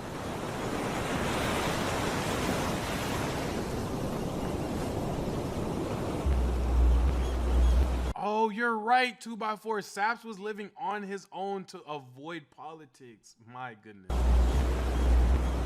Shouldn't it be dropping soon? Yeah, I think so.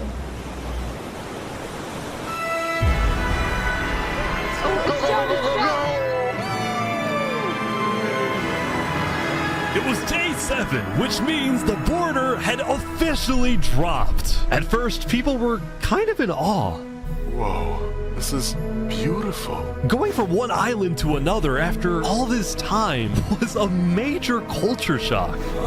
Is this Island 1? Whoa. And oh shoot, I'm blocking people. Beautiful. Going from one island to another after all this time was a major culture shock. Is this Island 1? Whoa. And as expected, Island 1 people immediately started taking resources from Island 2.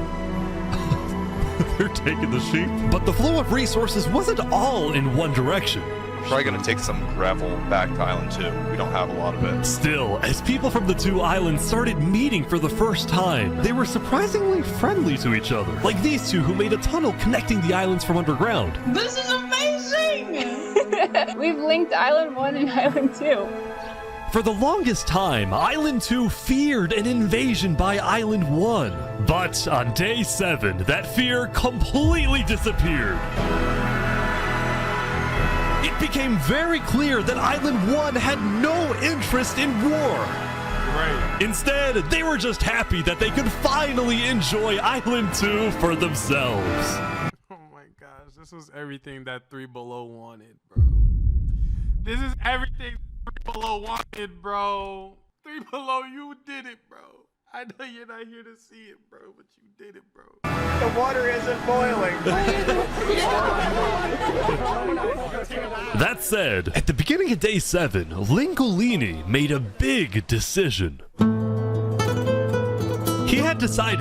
Now he's 6 Below. If you weren't mod, I would ban you right now, Ty. If you weren't mod, I'd minimum ban you, time you out something right now, bro. That's insane. To move out of the volcano and relocate his entire mafia to Island 2. See, this is much more organized than Island 1. After yesterday's netherite meeting, which got a little heated, Lingolini had legitimate fears that Infernus might seek revenge against him. So, hoping to live a more peaceful life, Lingolini went far away and settled in the Caste Coalition. So you're the leader of a mafia, I've heard? Yes, we are, but we might do some rebranding over here. Are you guys like violent?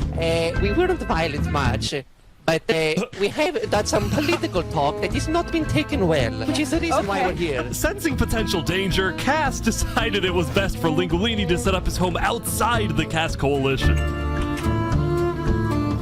That said, the Caste Coalition was now bigger than ever before. On day 7, Cass hosted a funeral for the deceased Wood Daddy, and over 100 people across both islands showed up. Wow. We are gathered here today in the cherished memory of Wood Daddy, a beacon of kindness in our community. While Cass's influence grew, the Commonwealth was in shambles. Saps' trial yesterday was a disaster for the Commonwealth. Island 2 had entrusted the Commonwealth to run the Trial of Saps. So when Saps escaped his execution, people lost all faith in the Commonwealth, which at one point was the most powerful civilization in the world. On day 7, most of the Commonwealth leaders resigned, leaving just one player, Sitzkrieg, as the sole ruler of the Commonwealth. We're actively searching for Saps right now. We will restore honor to the Commonwealth. One of Sitzkrieg's biggest... They done turned this nigga to Prince Zuko. They're treating Saps like the Avatar, and they literally made Zuko, bro. This is crazy. Goals was to find and kill Saps, but his other big goal was to regrow the Commonwealth's population, which by this point had shrunk by a lot. So he sent out a lot of public invites, especially to the people of Island 1, and it actually did work until... One of the people who moved in was Knight Arcturus, the lead builder of Westhelm, who had to flee from Westhelm because Spood had found out about his secret plans for revolution. Yeah, the Commonwealth is letting us hide out here. So as long as Spood doesn't find us, we should be okay. Speaking of fugitives, the world's biggest fugitive, Saps, was back to hiding. And with just a solo campfire in the middle of the woods with nobody around, no voice chats, no nameplates of other players is just so crazy. In the jungle, after miraculously escaping from his trial, although his spirits were quickly fading. Everyone thinks I'm a murderer. I just don't know what to do anymore. Saps knew that Sitzkrieg and the Commonwealth soon planned to sing in the jungle. Evolution. Yeah, the Commonwealth is letting us hide out here. So as long as Spood doesn't find us, we should be okay. Speaking of fugitives, the world's biggest fugitive, Saps, was back to hiding in the jungle after miraculously escaping from his trial, although his spirits were quickly fading. Everyone thinks I'm a murderer. I just don't know what to do anymore. This is sad, bro. Saps knew that Sitzkrieg and the Commonwealth soon planned to scout the entire southern islands to hunt him down. So on day 7, Saps decided that his best bet was to leave his home island and flee to Island 1. But it wouldn't be so easy. Yeah. I would imagine. Because the border had just dropped, people were everybody's circulating right now, constantly going back and forth between the two islands, which means traveling by sea could be dangerous. See, I like that. Saps is moving tack. This is why Saps is alive. Like, this is why Saps is alive, because even he knows, yo, when things go left, you go right. You know what I'm saying? He's moving, like, he's not just going about lackadaisically just gonna get him off. You get what I'm saying? Like the rest of the world leaders did. So Saps decided on another method of travel. He went to the place where he was least expected.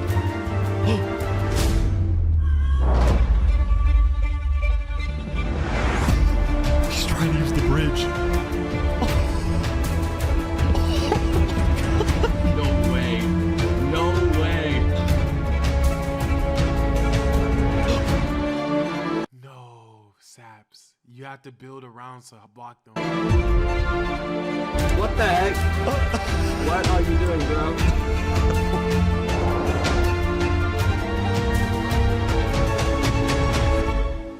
Island 1. Now, instead of chasing Saps, the Luminara builders instead retreated to inform everyone else that Saps was on his way to Island 1. That's actually kind of smart. That's actually kind of smarter than just going after him. Saps, meanwhile, quickly sailed the rest of the way to the other island, although what happened next was unexpected. Oh, there he is. Hey, buddy. Whoa. You scared the crap out of me. Am I allowed to touch this water? Yeah, right. Yeah, you know, it's good here. On the south side of the island, it's safe. It turns out earlier, Saps had reached out to a bunch of people on Island 1, offering them 2 stacks of diamonds if they give him a safe place to hide. And out of all people to accept his offer, it was Turntap, the leader of the Covenant, the most feared and militaristic civilization on Island 1. Yes. Good. I ran across the giant bridge that Luminara is building, and like all of Luminara was there.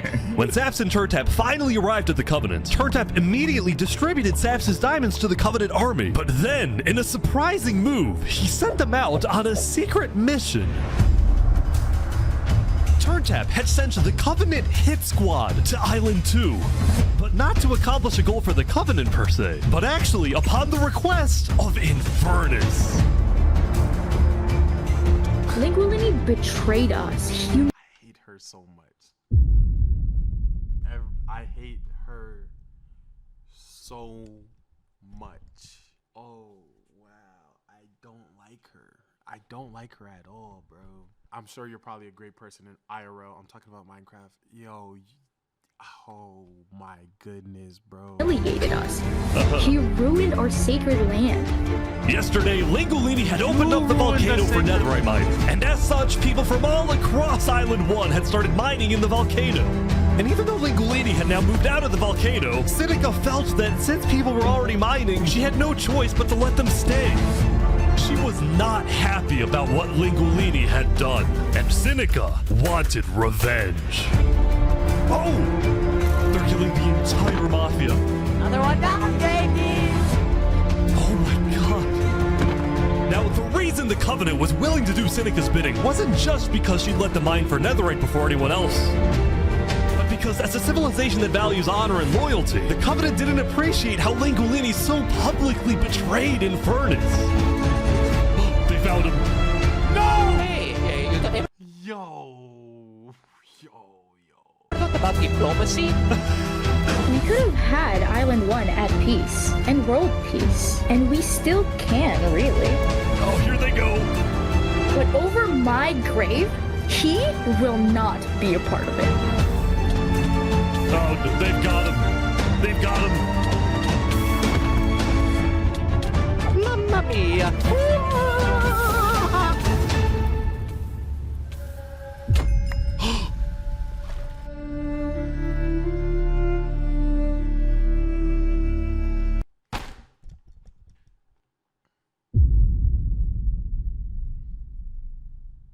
Cynthia got to go. I don't care about nothing. You could take your peace. You had your chance for peace, and then you took one of my loved ones. Cynthia has to die. The Covenant had massacred the Lingolini Mafia. Before anyone could retaliate, the Blue Cross announced they would schedule a hearing, calling on the Covenant to explain what they had done.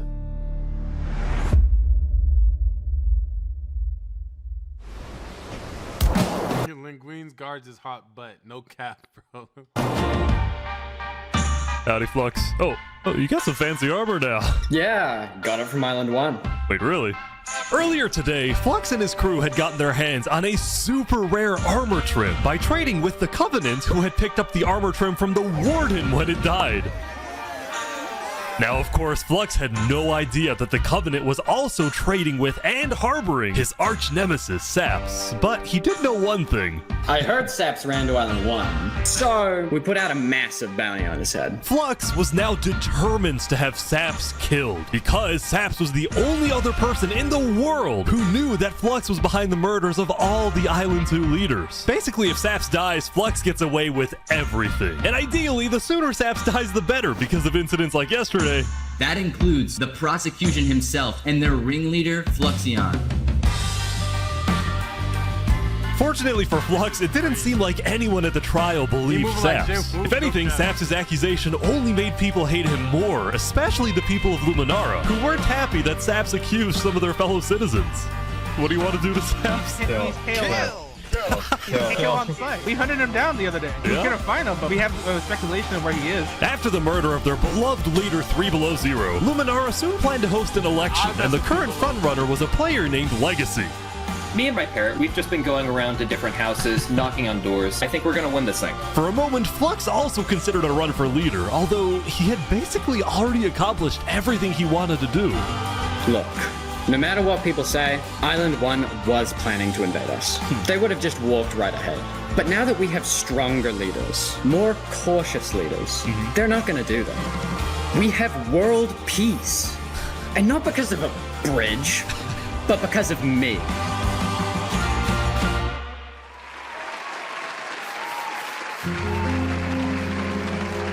Since the beginning, Flux's philosophy was simple.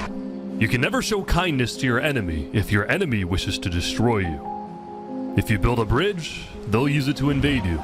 If you offer them aid, they'll use it to kill you. This is why Flux believed it was necessary to eliminate the Island 2 leaders who wished to be kind. But the cost of their deaths was devastating. The people of Tricolor still mourned Jofiel, building a massive statue to honor their deceased leader. We've just been trying to focus on restabilizing our nation. Obviously, the passing of Jofiel hit us pretty hard. Meanwhile, the people of Aperion had elected really a new feel like leader, grave but sites. Aperion was never quite the same after the death of Alkaline Alk. The people of the Commonwealth were also in shambles, having a much smaller civilization than they started with. And even though there was some peace on Island 2, people didn't feel a sense of calm, but instead a sense of unease and revenge. They needed closure, and they were determined to kill the person who they believed murdered the leaders they loved. Oh my goodness. Saps knew that it was... Oh my, if I am Saps, every day I wake up trembling more than the last. Oh my goodness, there's really over 500 people who want me dead. Like, they want me dead. It's only a matter of time before someone hunts him down, or someone in the Covenant betrays him to collect the massive bounty on his head. So, Saps made a last-ditch effort to try and get a strong ally for his cause. He asked Turntap to take him to the largest nation on Island 1. Facts, Tyler. Oh, this is fire. But on their way to the Westhelm Capitol building, they ran into a citizen of Aperion from Island 2 who recognized Saps. Oh, hey. Is there a problem here? Neutral ground, neutral ground. Uh-oh. Yo! Uh-oh. Okay. We will walk by in peace. Good call. Saps and his crew then entered the Capitol. Oh, it's up. Oh, it's up. They're about to raid here crazy. Oh, it's up. Hello. Can I speak to the glorious leader of Westhelm, please? Yeah, I'll go grab him. Hello. The Covenant leaders brought me. Can we have a meeting? I'm not gonna lie, Saps. Yeah. You coming to me asking for a meeting after what happened last time, even if it wasn't to do with you. Listen, I just want to talk. What about what? At least explain, because I'm innocent. See, the thing is, he don't talk with no passion in his voice, bro. You gotta talk with some passion. Saps, I'm sorry. No. Ultimately, Shpood rejected Saps' request for a meeting because Shpood didn't exactly trust him and had no real reason to help him. So instead, Saps tried another civilization, the Al-Karasina Pirates. Stupid move. Although when he arrived, things felt a little off. Since you're here, you have to drop all your gear. Well, about that. Wherever you think is the safer option. At the end of the day, I don't want any of you guys to get killed for something that I'm being framed for, you know? But then, suddenly... Yeah. Need to leave? What? Yeah. Sorry, what? Where's he going? Turntap had realized that the pirates were planning to kill Saps to collect the massive bounty on his head. So he told Saps to run. Yo, Saps actually has 9 lives. Oh my god! Oh! Saps actually has nothing less but the hand of God himself hovering over him. Oh! No, shout out Turntap. Saps is crazy. What's going on? 1 sec. You gotta go back to Covenant like immediately. We probably shouldn't have come out here. Now, on their way back to the Covenants, Turntap suddenly started acting suspicious himself. Are we safe? Is everything fine? What's going on? We need to go back to Covenant right now. You need to tell me what's going on or I'm not coming with you. Dude, either like you can handle this on your own or like just... Here, I'll explain to you on a sec. Just come on. Listen, it's hard to trust people right now, so I'm putting a lot of faith into you. This is so suspicious. As Saps ran, he pondered his choices. Either he puts his life in the hands of Turntap, who may be wanting to kill him and collect the bounty for himself, or he runs away. Now.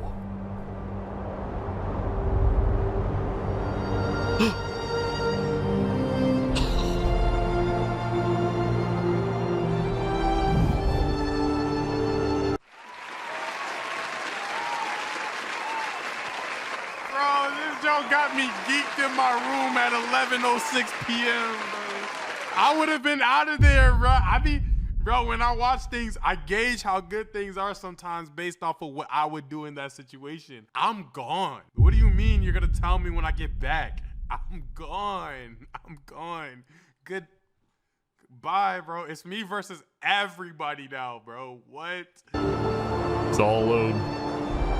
Saps then climbed the mountains of Island 1, escaping from the last remaining person he thought he could trust. He was now all... I ain't gonna lie, bro. If I'm Saps at home as the grown man I am, bro, I'm at my crib breaking down. Bro, girl, all of that time. Stanley, what's wrong? No, not now. Bro, I'm breaking down. This is sad, bro. I'm not gonna lie. Look at this image, bro. This is sad, bro. Like, he's young. Alone in a world of people who hated him and wanted him dead. This is sad, bro. And then he's probably gonna die alone, too. And so he ventured into the snow.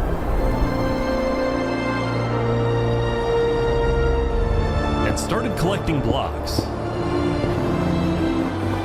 Saps, what are you doing? I can't trust anybody. Flux won. He completely won. There's just no point anymore.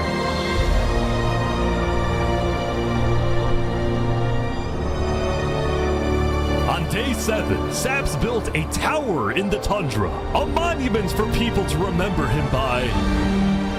And he planned to jump off.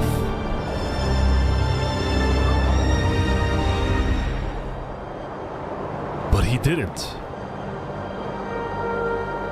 If I have to die, I'm gonna make sure he does too.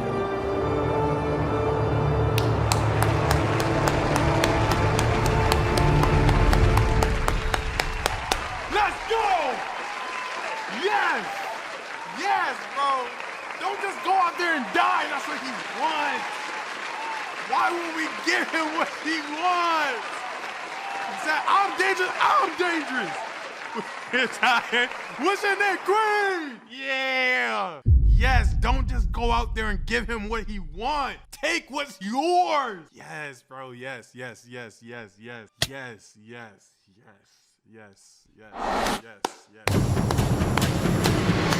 Welcome everyone!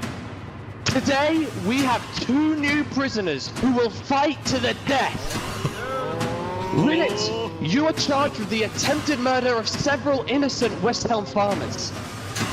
Remy, you are charged with conspiracy to murder Westhelm food supplier Dinosaur. Ready, set, fight! Remy is on that. Remy on that. Look that sweet. Wait, some guy jumped in. The heck?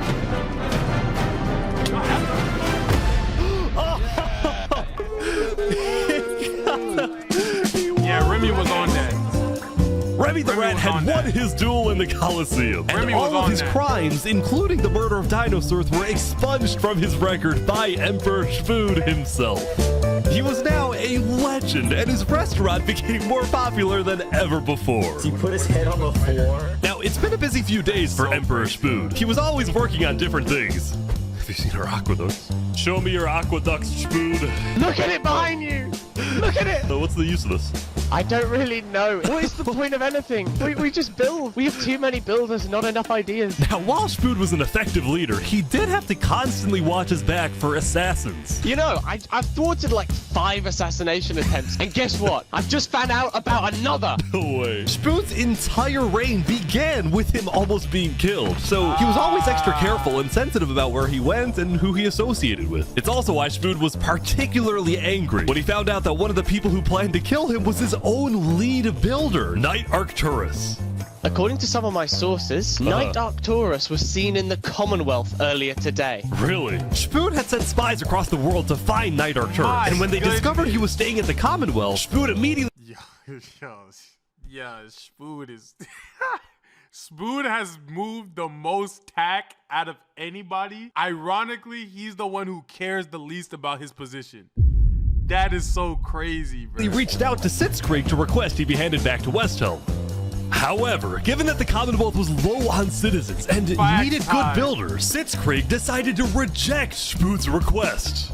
I'm not just going to give up one of my builders. The Commonwealth does not give in to tyrants. This made Spood erupt with fury.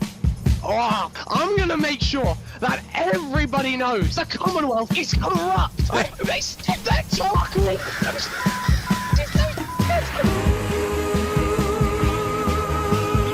And so Spood went around telling everyone about how much he hates the Commonwealth. This whole situation became a massive drama, and it actually got to the point where the rest of Island 2 was getting annoyed with the Commonwealth. I don't get why the Commonwealth doesn't just hand him over. We don't need a war with Westhelm. Unlike the Commonwealth, Cass had a big population and she didn't care about losing citizens who were troublemakers. For example, earlier, one of her citizens, Addison27, had gone— The only we've seen all day. God dang it, bro. That's... to Tricolor, dug into Jophiel's grave, and had stolen Jophiel's head. Can I wear this? Hey, Cass, I brought you a trophy. But instead of protecting him, Cass immediately banished Addison from the Cass Coalition and alerted Tricolor of his location, causing Addison to flee Island 2. It was this kind of no-nonsense leadership that earned Cass a lot of respect from not only her citizens, but other Island 2 nations who were now much more willing to ally with Cass than with the Commonwealth. The very existence of the Cass Coalition also provided a sense of security to smaller groups, like this new nation who were mostly cheese merchants and called themselves the Conquistadors. This is the way of cheese, but el queso! Since the border dropped yesterday, the economies of most Island 2 nations were prospering, with heavy amounts of trade and tourism between islands. Meanwhile, in Barbieland... We have these, none of I have news. What? I'm marrying Oppenheimer. What? On day 8, the player Oppenheimer had marched into Barbieland, but instead of destroying it with a nuke, he apparently liked it so much that he proposed to their leader. Consider this your invitation to the Barbenheimer wedding. Thank you. In Luminara, meanwhile, the citizens were inventing new technologies. This is the power switch. It's 16 furnaces working together simultaneously, and it has a bunch of hopper minecarts on the inside distributing everything. As much as Luminara was finally starting to live up to its name as the light of Island 2, little did its citizens know among them was quietly living the world's most deadly group of terrorists. I'm thinking of running in the election tomorrow. Oh yeah? Legacy's pretty popular, but I'm not worried. While it seemed like each of the Island 2 nations had their own separate goals, they were all still united under one mission: to find and kill Saps. In fact, by day 8, Luminara had told all the other— I'm right there with you, Superior, bro. I'll pay good money to see that, bro. Nations that Saps had fled to Island 1, and some nations were already preparing to send out hit squads later today. But Island 1, meanwhile, was currently dealing with a whole other political drama, the murder of Linguini. I cannot conceive how we are being this civil about this. They came in, they found him in the hole, they drowned him in lava. This player, Weaponization, was one of the few remaining survivors in the Linguini Mafia. Weaponization had escaped the Covenant's attack and wanted to get revenge against the Covenant, but was finding it surprisingly difficult to gather support. See, while the Blue Cross condemned the Covenant, nobody was brave enough to declare war on them. People feared— Oh my gosh, all of y'all are sweet! Oh my gosh. This This is the perfect opportunity for Saps. If there was one person who would be able to configure into this right here, it would be Saps, because Saps doesn't feel too good about the Covenant. And then bro is also trying to stay alive, and then bro's also trying to get back. And ooh, this is a good chance for Vitamin and Saps to get together. I just don't know how much people was in Luigi's stuff and if that even matters. Like, ah, man, but that's the only opening for Saps. The Covenant and its army, which is why Seneca secretly asked them to do the deed instead of doing it herself. If people knew that she was behind the attack, she would be in big trouble. But for now, nobody would face any consequences for the massacre of the Lingulini Mafia.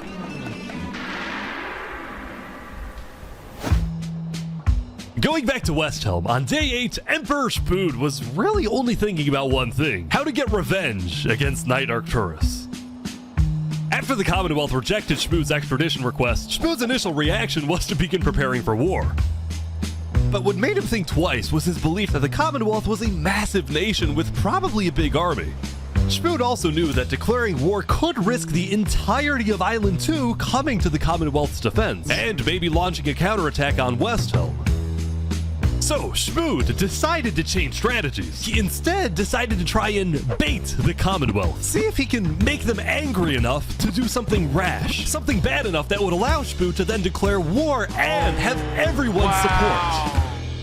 And Spood knew exactly how to make the Commonwealth angry. He invited back to the Westhelm capital the one person he knew the Commonwealth hated the most. Can we make a deal? We're running out of time. Saps is back, and Turntap's here too for some reason. This is interesting. Because the Covenant had brought Saps to Westhelm yesterday, Spood had specifically asked Turntap to protect Saps and escort him to Westhelm once again.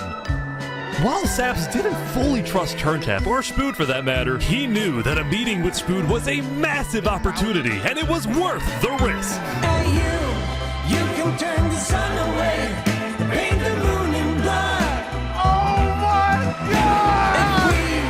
We can do what we do best. We're not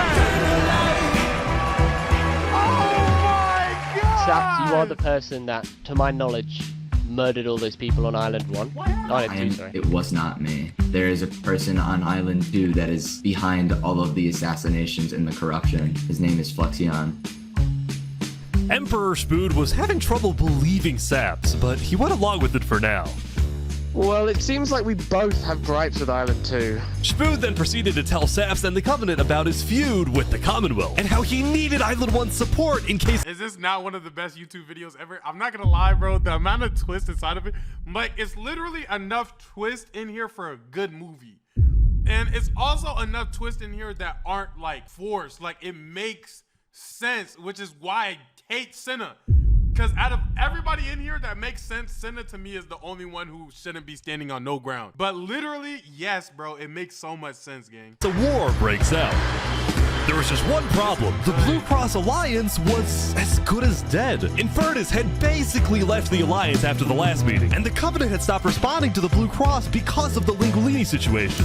So Spood decided to take things into his own hands and individually call the big 4 nations of Island 1 for a meeting. And he wanted Saps to be there so he could tell the leaders about corruption on Island 2. Oh my gosh. Now, because and of just like that, Saps goes from being nobody about to take his life to being right there on the branch of government. Yes.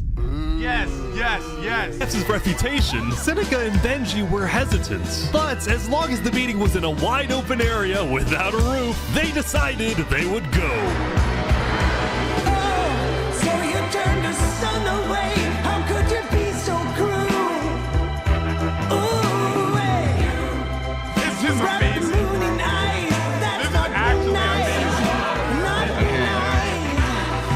The meeting, Spood first had Saps tell his story. I've been put on trial and sentenced to death for a crime I did not commit. Spood's goal with this meeting was to convince all the leaders that Island 2 was a threat to Island 1. One of my right-hand men was murdered in cold blood by someone in association with the Commonwealth. It's one of the many injustices I've heard about on Island 2, and I want justice. Then, Turntap of the Covenant made his own statement. A few days ago, Covenant was approached by Luminar to speak of a potential trade agreement. Legacy AN approached me in regards to Fluxion, the guy who Saps is claiming killed everyone, which I do believe. Whoa. Apparently, back when the Covenant traded armor trims with Flux, they had also done the same deal with Legacy. And Legacy had voiced concerns to TurnTap about Flux's run for leader, including how Flux was demoted from second in command, and rumors that he's paying people diamonds to vote for him. This gave Saps and Spooth's stories a little more credibility, which was— Greed will always catch the man on the run, bruh. Greed will always catch the man who's on the run, bro. Greed, bro. Lux had everything he wanted, and it wasn't enough. Yes. It's crucial for getting everyone on board with Westhelm's military proposal, which was, if any nation from Island 2 attacks Island 1, then the entirety of Island 1 must strike back. Oh my gosh, I forgot what Spood's plan was. Spood doesn't even care about this. He just wants to kill bro. He's using everybody. Oh my gosh, Spood went from being somebody who doesn't care to quite literally being the smartest political figure on this game. If all leaders are in agreement to this, please say aye. Aye. Aye. Aye. Oh my god. This is for us a problem. Benji was hesitant to join any military alliance because Elysium was the nation of peace, and he knew that his people were opposed to any changes that threatened their peaceful lifestyle. Council might not agree. Do you believe if Saps was at the council meeting, would he potentially have the chance to convince them after telling his story? I think he might. As long as Saps agrees, it's up to you. I mean, I'm not going there. Saps and a few of the others then walked to Elysium on a mission to reunite Island 1.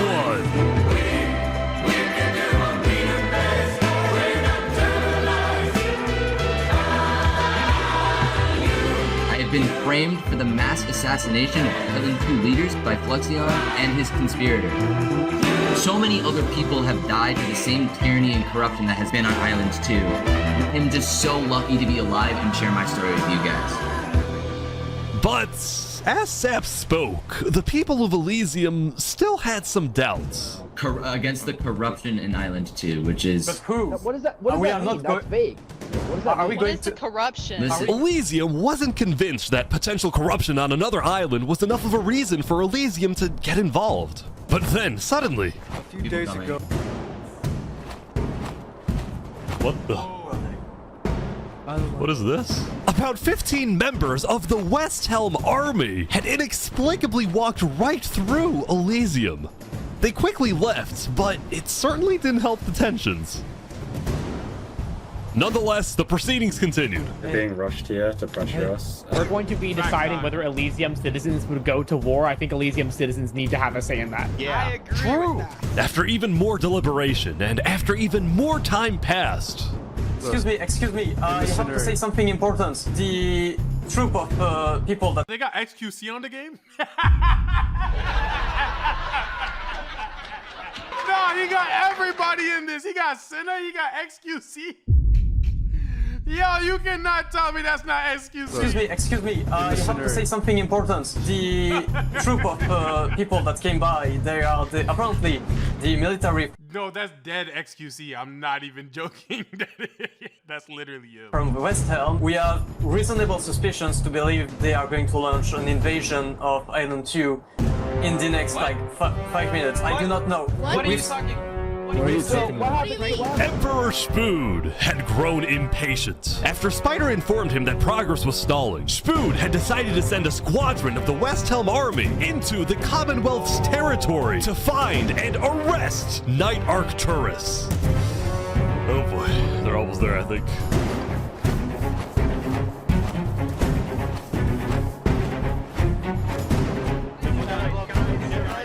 Appreciate you for sticking around, Evie. Love. Night. Hello, Ben. We are here peacefully. We're simply looking for a man by the name of Knight_Arcturus. Alright. We don't have him. We do not know where he's at. We have not seen him. No, if we heard from them. They're not scared to squabble?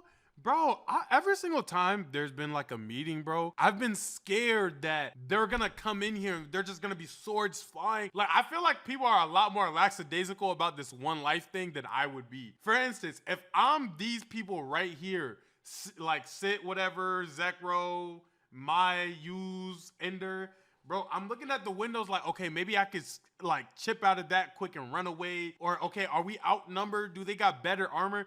I just feel like everybody's mad calm. Props to them, because I'm panicking just watching it. Where are they going? Is that it?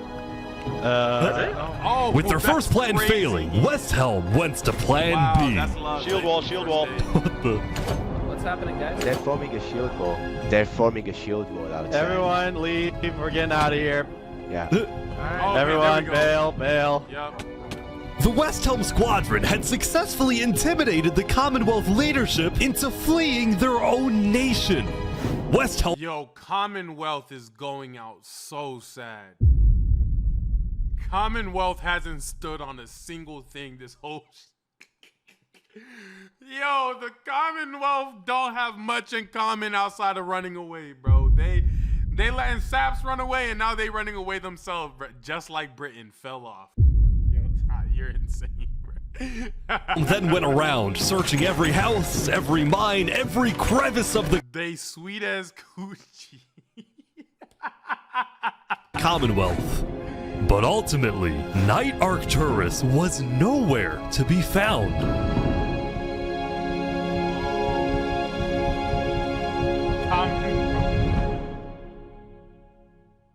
Meanwhile, at the Cass Coalition. Oh shoot. Oh my god, this is...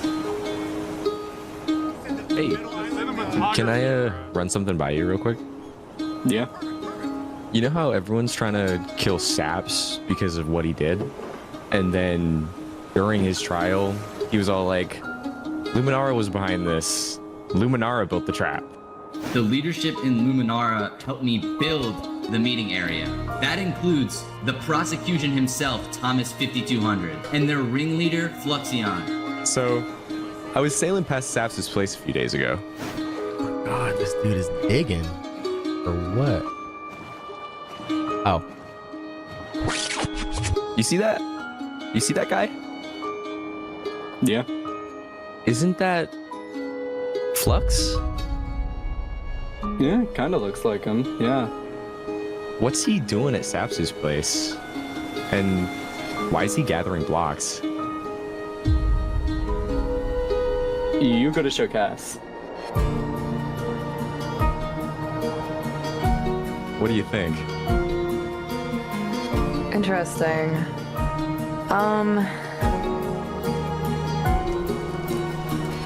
You know what? Go show this to Tricolor. And probably also Hyperion. I'm on it. Yo. Oh my god. Night time. A citizen of the Cass Coalition had been reviewing his old video footage when he happened to notice Flux digging for sand, a prevalent material in Saps' roof. On its own, this wasn't the best evidence. But for some people, it did raise some questions.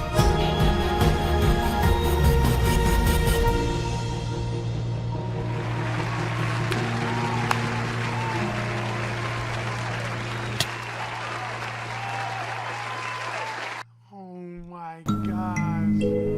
Yeah, Flux been a mole, been a rat, been a ski. Yesterday, Saps had spent the day getting brought into meetings with the most important people on Island 1, and he didn't really know what to make of this.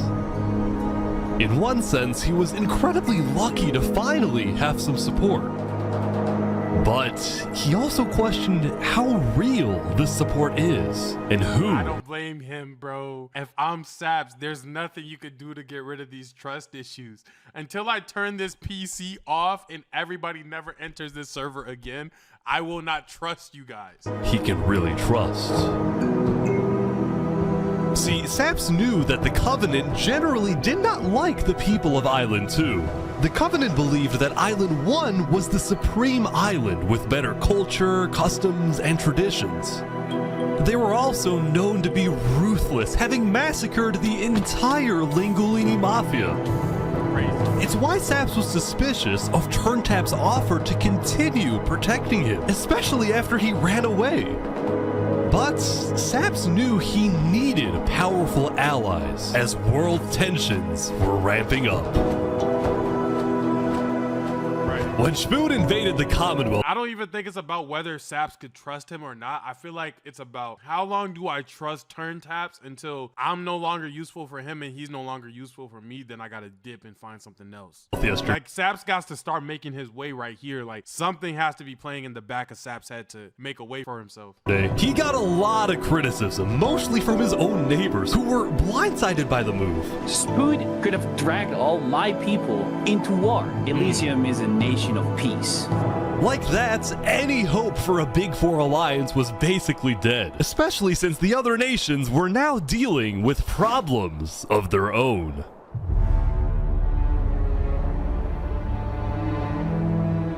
Earlier yesterday, Queen Seneca had found out that Elysium's newspaper Daybreak Media had somehow found out that she had directed the Covenant to kill Lingolini. This is why Seneca was so quiet yesterday during the Island 1 snow meeting. She knew this story would be coming out, and she was trying to figure out how she would respond. And on day 9, she made her decision. To dissuade people from invading Infernus, she would show strength by doubling down and hold a joint ceremony with the Covenant, parading around Lingolini's head.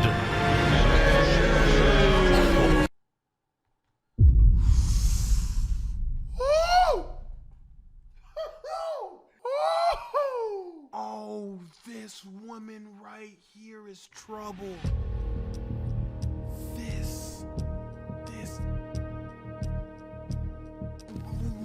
beautiful women right here. You piece of someone's child. You're somebody's daughter. You're somebody's daughter. Somebody's sister, somebody's loved one. Ooh, wow. Wow.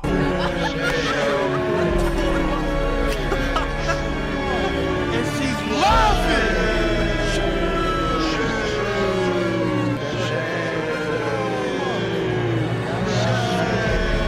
Let this be a lesson. Shame to those who disrespect our volcano.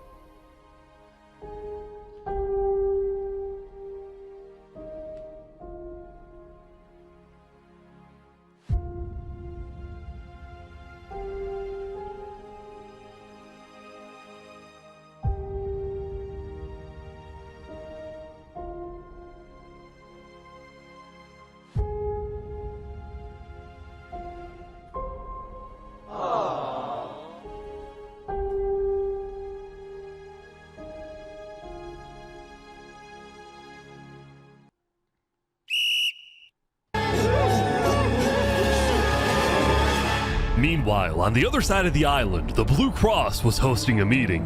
Vietnam, I'm getting word that Infernus is having a ceremony to burn the head of Mario. If I can't get his head back, then it's war. I will put my hands around each and every one. The leaders and representatives then decided that Infernus needed to be punished, and they started discussing whether or not to declare war. But then, not even a minute into the discussion... If everyone is against them, then we're not going to... Benji's dead! Benji's dead! What? Benji, the leader of Elysium, had suddenly died. And before anyone could even ask about what happened, a member of Daybreak Media made a shocking revelation. We know that Benji had been one of the people who made the call to kill Lingolini. What?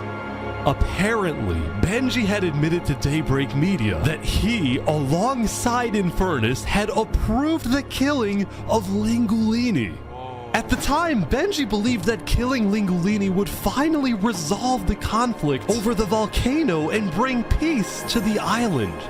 But he ended up seriously regretting this decision, so he told Daybreak Media everything, exposed Infernus, and then ended his life.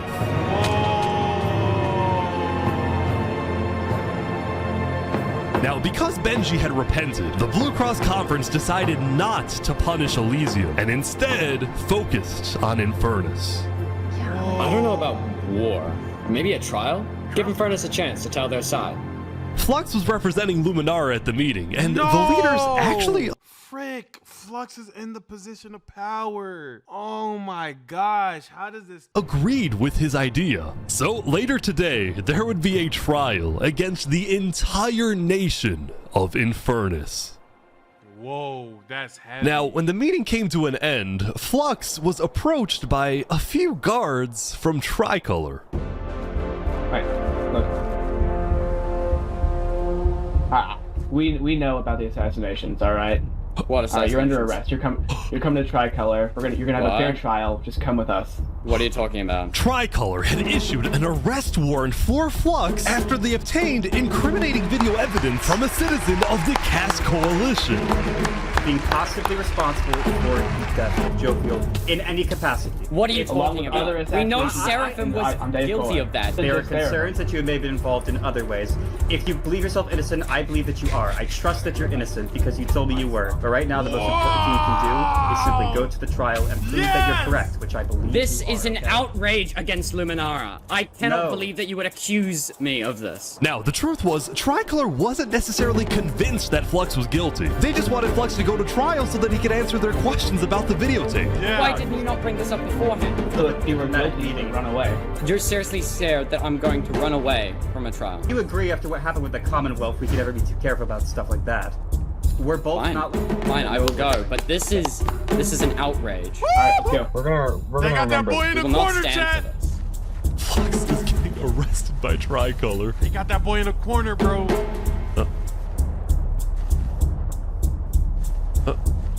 He's like stopping every few seconds. People stop, don't worry about it.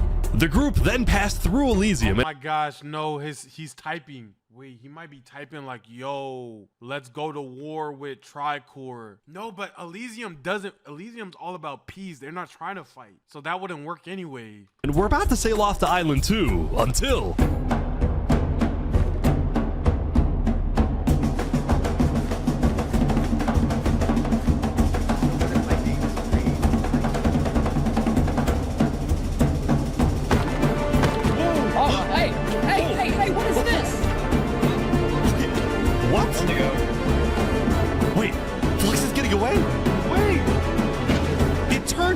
Flux had secretly told a member of his own crew to come and attack him so that he could run away from his arrest without looking guilty.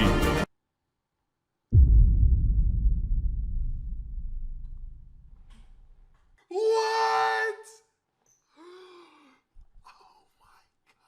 Attack him so that he could run away from his arrest without looking guilty.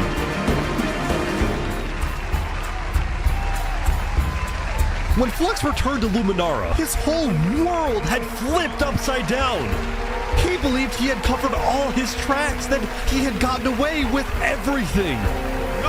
But for now, he had to remain calm and decide on his next move. Legacy.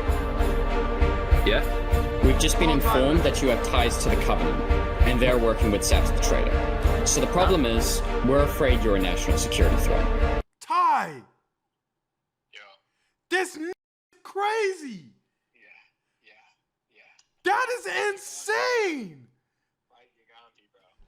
What? I would have thought he was a paid actor. This is crazy. Bro, In the heat of the moment, while he's getting pressed, I'm on some stuff like He got somebody in his crew that's like, bet, I'm gonna do it right. locked in, coordinates and everything. Yo, they're taking me this way. Find me. Yo. It's gonna take some real planning to take down Flex. Bro, I just had to get these emotions. I had to call somebody, bro. I appreciate you, bro. Yo, that's crazy. You have two choices right now. You either drop out of the election this instant, or we can do this the hard way. Oh, that's tough. Alright. By forcing Legacy to drop out of the election, Flux had automatically become the leader of Luminara. Which means if Tricolor still wanted to arrest him, they wouldn't be able to just walk ahead and take him.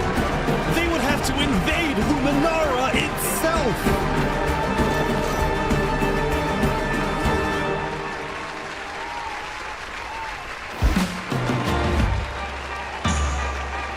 Yesterday, Emperor Spoon had caused a lot of chaos. I'm gonna need a 30 for 30 documentary on this when this is over. I'm not even joking.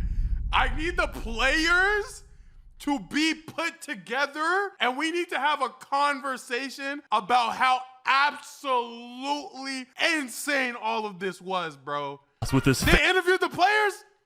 Oh my gosh, I love YouTube so much. It's the best platform. Failed attempts to capture Night Arcturus. So he spent day 9 repairing relationships, but also forming new ones.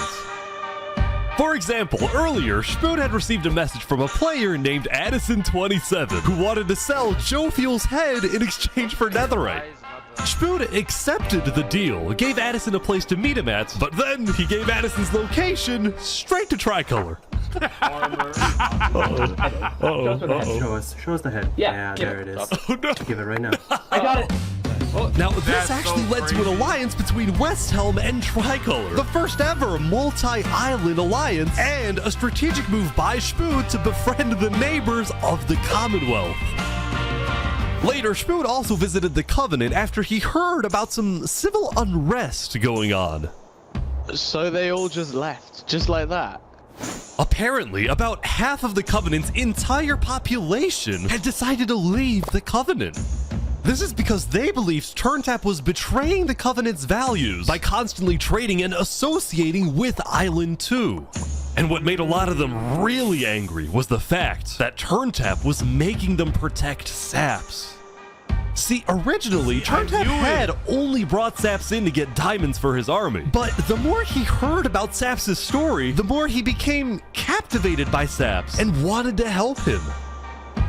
In fact, the reason TurnTap had acted strangely on day 7 wasn't because he was thinking about killing Saps. It was because he had just saved Saps from the Alcaracina pirates, and he was worried that the pirates would attack the Covenant in retaliation. Anyway, now that TurnTap had the pirates against him, as well as much of the Covenant forces, which TurnTap himself had trained to be ruthless, it's fair to say that his life was in grave danger. But before he and Spoon could figure out a solution, the Covenant suddenly had a surprise visitor. Come here, you're under arrest. Uh-oh. Yo, they're trying to kill me? You killed our leaders. You destroyed our island. After days upon days of searching, the Commonwealth had finally found Saps. Saps is now hiding. This player, Zekor, was now the main diplomat of the Commonwealth, and he knew that this was his opportunity to finally kill Saps. The last thing he needed to do was to convince Spood to hand Saps over. Spood, come here. Please, let's have a talk. Let's have a chat. Are you a friend of this criminal behind you? Alright. Could you guys come inside? Oh boy. Here we go. We can put all of our fighting behind us. I propose a trade. You give me Saparada. No way. And the Commonwealth gives you Night Arcturus. No way. Oh wow. RT for Saps. I mean, where would this happen? You can let us take Saparada now. And then We can kill Arcturus for you. No, don't kill him. He needs to fight in the Colosseum. Alright, we can make that work as well. Wait, so you're saying you know where he is? It's interesting because Sitzkrieg said he didn't. Okay. We don't have him. We do not know where he's at. Look, he comes back every now and then. We'll find him. Really? Is that so? Why would I lie? So you'll find him for me? Spood, don't do this. Look, Spood, I have to be honest. I am shocked that you're defending this criminal. Either you accept this deal right now, or I tell everyone from back home that you're harboring Saparade. They'll all declare war on you, and this will be the end of Westhelm. I just can't help but look through this window pane right here and think, oh my gosh, all of them are participating in a game that Lux made. Like, as I'm hearing this whole conversation, the back and forth dialogue, the intensity, the pressure, these two nations having this conversation, all of them are participating in a game that was curated by Lux. One person. It's crazy. Like, I'm telling you, like, really take yourself away for a second and listen. Like, this conversation is happening because of one person. The tension that you're feeling is happening because of one person. Harboring Saparade. Like, listen. They'll all declare war on you. He's talking about multiple nations are willing to declare war on him because of one man. And this will be the end of Westhelm. And the only reason he's not handing him over isn't even because he doesn't believe, bro, but it's because, like, oh, but you don't even know where the person you're talking about is. And you're lying to me because you want him because of Lux. It's so crazy. It's crazy. He literally built this. So, just to make the terms of this deal very clear, because I want to be accurate, you expect me to give up an innocent man in exchange for a terrorist? Is that really your offer? He's not innocent.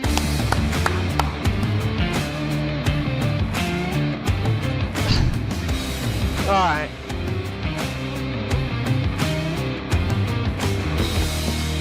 Get out.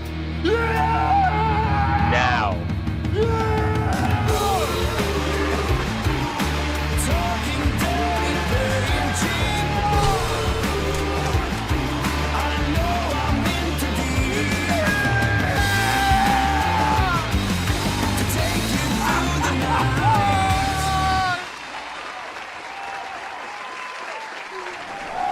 Soon, it would be time for the Trial of Infernus, which had become a very anticipated event because Seneca had told everyone that she actually planned to attend. As such, Turntap would be there to help her, which meant Saps also had to go. He wanted the Covenant's protection, which would actually come in handy. But Saps getting attacked. Oh no. Oh boy, Saps getting attacked again. The attacker was taken out immediately by the Covenant, but this led to another problem. We need to know whether we should keep Infernus in the area. We are worried about assassinations. We're not going in a building, we're having this outside. Seneca and the rest of Infernus had arrived, but were refusing to enter the courthouse because of safety concerns. Infernus is saying outside or nothing. They're not going in. And as expected, people were quickly becoming impatient. I have to stand here for 5 more minutes. I'm gonna pull all my hair out.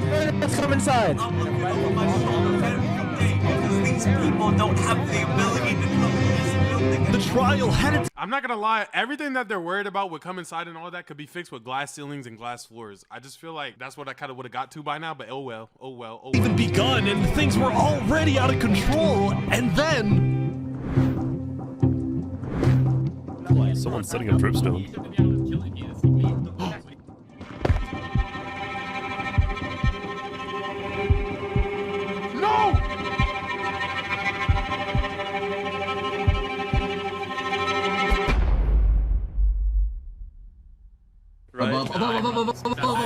Oh! Turntap was skewered.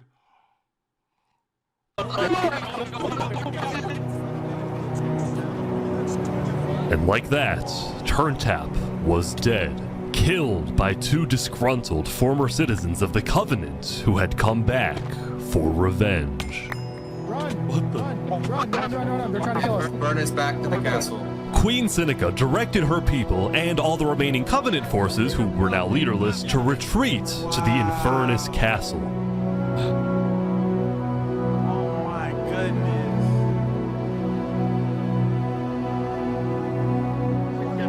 Both Infernus and the Covenant were eventually found guilty of murdering the Linguini Mafia.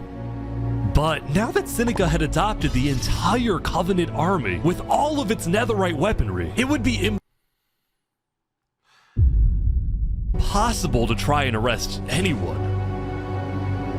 Saps, meanwhile, was abandoned at the courthouse, so he ran all the way to Westhelm to Emperor Spud, who was apparently dealing with a new political crisis. It appeared that Spud had finally made the Commonwealth mad because, according to a Westhelm spy, it looked like the Commonwealth was preparing to go to war. And on top of this, Spud had received a message from Sitzkrieg inviting him to the Commonwealth for a meeting. Now, of course, Spud suspected this was a trap, but his second-in-command Spider had an idea. No, Senna's definitely building an empire, bro. Seneca is on timing, gang. As much as I hate her, as much as I hate Flux, as much as I hate Spud, them is, bro, they are doing their thing. Let me go instead. Well, let them kill me, and if they do, we'll have the right to obliterate them. Basically, if Spider goes to this meeting and actually gets killed, then in the eyes of the world, this will give Westhelm permission to finally wipe the Commonwealth off the map. You're a hero, Spider. Glory to Westhelm.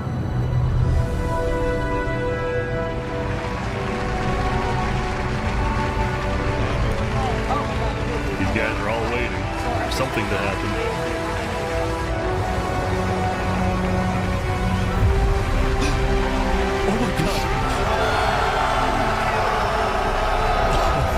This is it.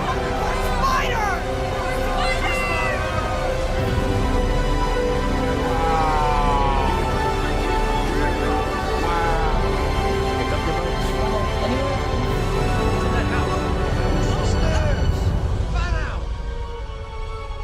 Wait, what?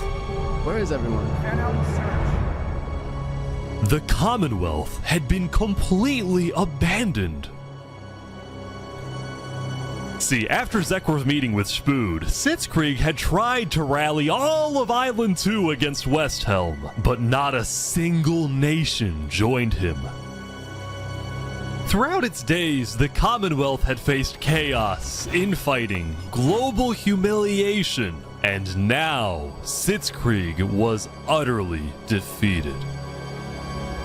So, as a final jab against Westhelm, Sitzkrieg decided to kill Spider before dissolving the Commonwealth once and for all. Sitzkrieg and his remaining citizens then decided to pack up and relocate to the one place in the world that Westhelm wouldn't be able to infiltrate. No.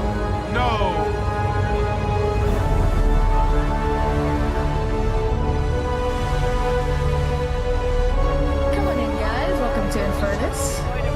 Thank you, Seneca. There are so many people. Oh my God. Seneca did it, bro. Infernus is massive. Seneca did it, bro.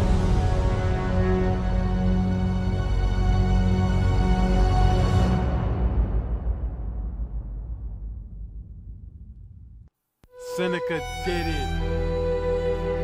Cast Coalition. Meanwhile, at the Cast Coalition, it was the end of another good day.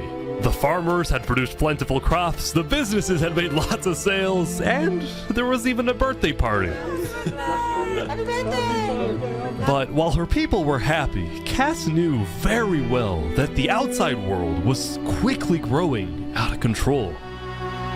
As leader, it was Cass's duty to keep track of— Boss up Cass, you losing. I feel like Cass losing the plot. Not because it's like she wants to be good, but and nobody around her gonna let her just be good. Like, she gonna have to get her fingers dirty, hands dirty, all that. all the world conflicts. But by day 9, they were simply overwhelming. She watched from afar as the Commonwealth fell apart. She watched as world leaders died left and right. She watched Infernus avoid justice by blocking themselves off, with Netherite at their defense, as well as the volcano's sheer height. Yet despite all the turmoil, Cass spent most of the day trying to solve what was now the world's biggest mystery. Who had really murdered all the Island 2 leaders? Was it Saps, or was it Flux?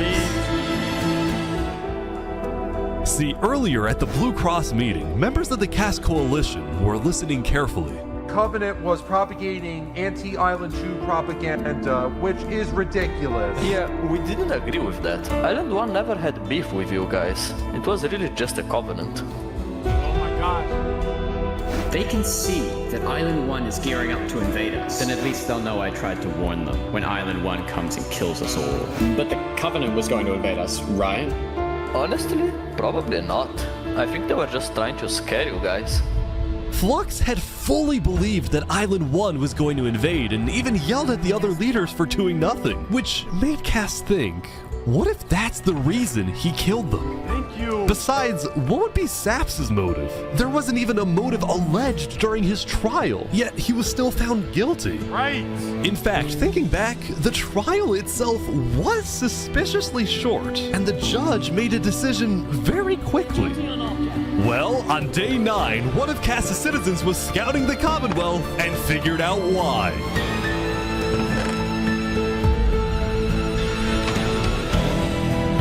Flux had bribed the judge to ensure Saps was found guilty. When Cass discovered this, she immediately called for a meeting with local leaders. It's been Flux this whole time. I'm so mad. He needs to die. Whoa! Whoa, Cass! Whoa, Cass! Whoa! Cass, what got in your system? You don't even talk like that. Whoa, Cass! Whoa, Cass! Whoa! He needs to die. Cass, you don't even talk like that. I never thought I'd say this, but you have my permission to invade Luminara. Okay, I'll tell my guys to prepare for battle. No, there won't be a battle. We go in, we take him out, we leave. Got it? Sounds good. See? All right, first thing tomorrow. Cass said no. It's not no battle. We going in there and we're taking him out. And then we're leaving. Yo, Cass, she said, no. We're not sending people. I'm finna handle this. Hold on, Cass is moving different. All 10 for sure. Yeah, I'm gonna upload this to the React channel.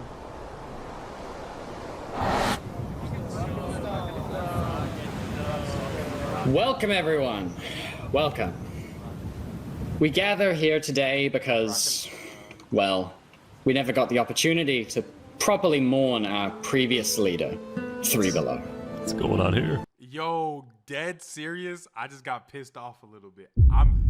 Reaction aside, I caught myself being like, bro, I feel like he just disrespected the dead. Yo, I gotta chill. I gotta remember I'm reacting.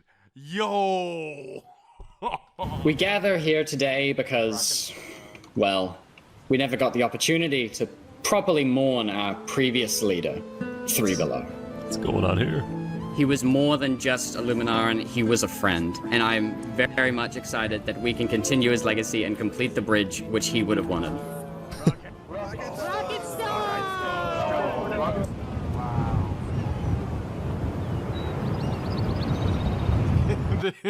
King Louis, first time chat ever in the chat. First time he ever said anything. This shit is so much more than a game. That Flux is a horrible person. No cap. He actually is evil, bro.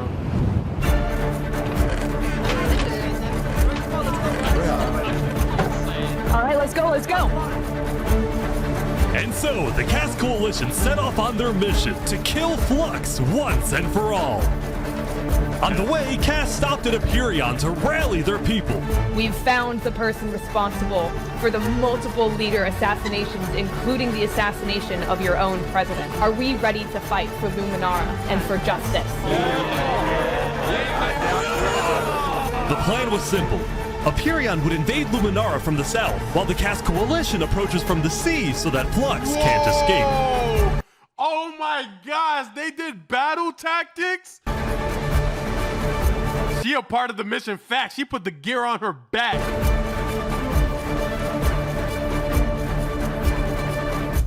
And I just, Oh, they're here. They're here.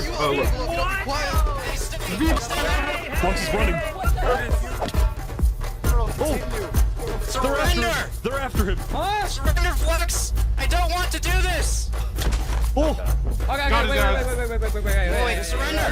Okay, surrender. I'm not moving.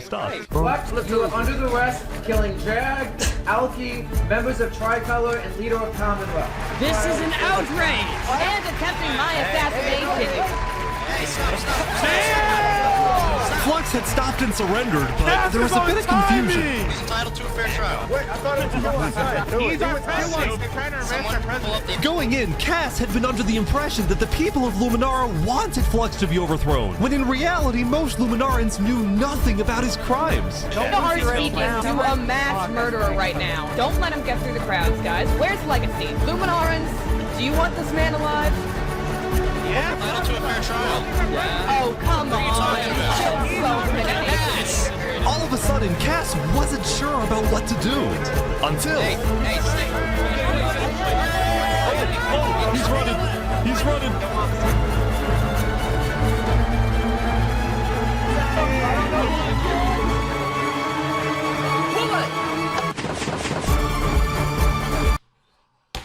Fuck no! Fuck no! No! No! No, that's fake! There's no way! There's no way! No, bro. No. You don't even know, the other thing is, bro, you don't even know who was running with him. He probably got people on both the nations attacking. He probably got his own citizens in it. No, bro. Cass had been under the impression that the people of Luminara wanted Flux to be overthrown, when in reality, most Luminarans knew nothing about his crimes. You are speaking to a mass murderer right now. Don't let him get through the crowds, guys. Where's Legacy? Luminarans, do you want this man alive? Yeah, entitled to a fair trial. Yeah. Oh, come on. All of a sudden, Cass wasn't sure about what to do. Until... Oh, he's running. He's running.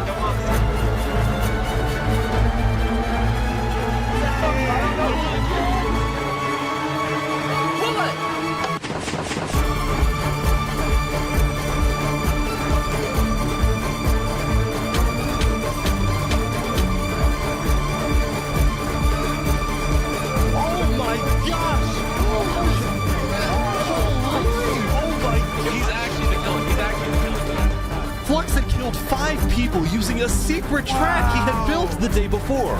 This bought him just enough time to escape. You block up behind. That said, Flux knew there'd be a lot of people after him, so when he dug to the surface, he ran straight to the ocean and fled Island 2. Still, Cass and Aperion sent out hit squads to try and hunt Flux down, while Legacy directed the citizens of Luminara to evacuate. I gotta move all of these people over to the Conquistador HQ because no one is safe in Luminara. My God! Like that, Legacy had taken over as leader of Luminara. Cass and Aperion were down 5 citizens, and Flux had gotten away with everything once again.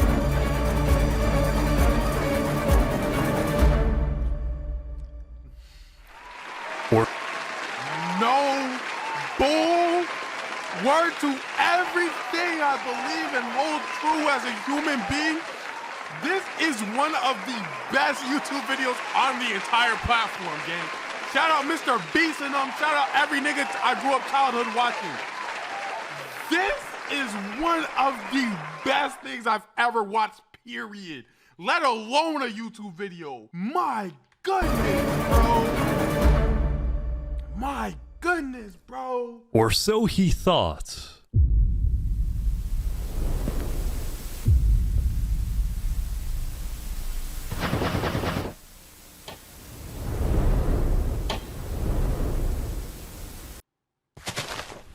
so confused on what's happening right Oh now. my god! Oh god! Oh my god! When Flux's trap went off, the rest of the world had a lot of questions. Was that in Luminara? That was Flux? Wait, Flux killed those people? Yeah. On day 10, word began to spread about what had happened. That was Flux's trap? Yeah, Flux built that trap. Which made people think, was Flux behind the murders of the Island 2 leaders after all? Dude, I think that's Flux was crazy, behind Tyler. I everything. didn't know that. Saps was right. Suddenly, the world realized that Saps had been telling the truth.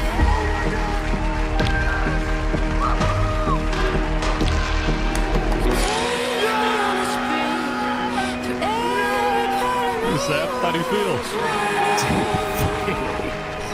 Finally, I'm so happy.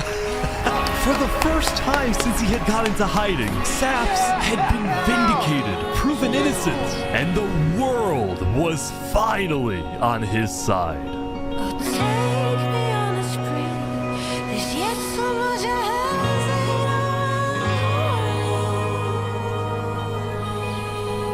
And now, instead of hunting for Saps, all of Island 2 was determined to find Flux. My heart, bro. This hit the heart, Bro, that was this is what happens when people want trials. We should have just started killing him. I don't know why anyone stopped in the first place. I would have been the bad guy if I killed him right then and there with everyone yelling, trial, trial.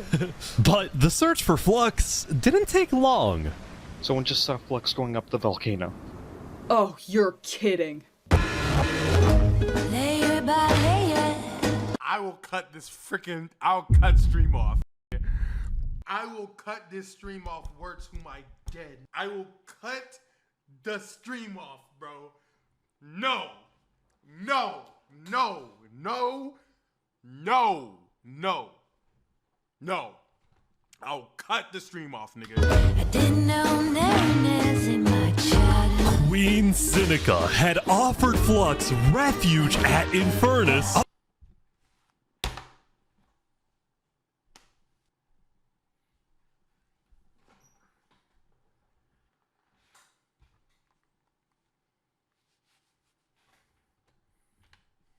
Queen Seneca had offered Flux refuge at Infernus under the condition that he and his crew build deadly traps all around the volcano perimeter so that nobody can break in. Wow. But the rest of the world was unfazed. Yeah, they're gonna pay for what they did. Yep. On day 10, all of Island 2 joined the Tricolor Westhelm Alliance and declared war against Infernus.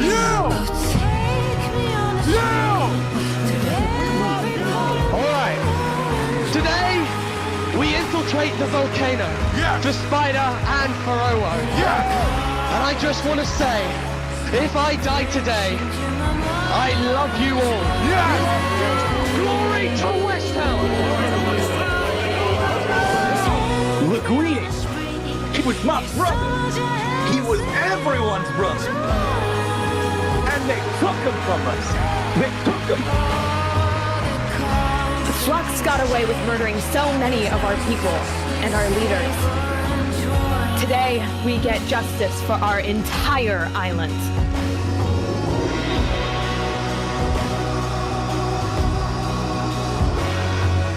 Sap, go get what's yours. Alright, everyone Go in. get what's yours. Sap, go get what's yours.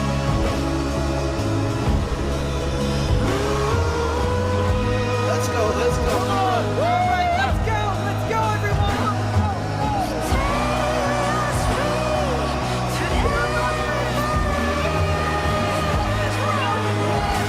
Oh my gosh, this is peak.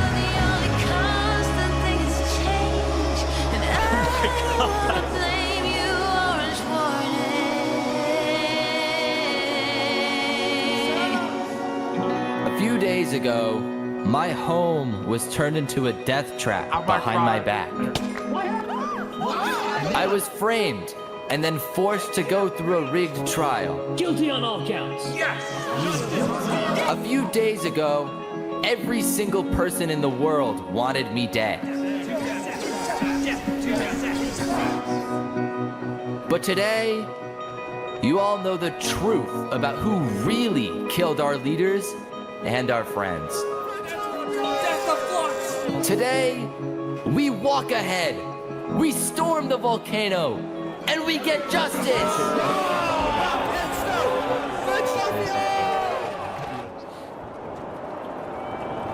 Thank you, Saps.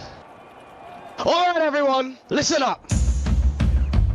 There's a lot of things to watch out for. There's gonna be lava, boiling water, dripstone traps, their entire army. They have the height advantage and netherite armor, but we have numbers. So let's stick together, and let's win this thing! Come on! Alright, here we go!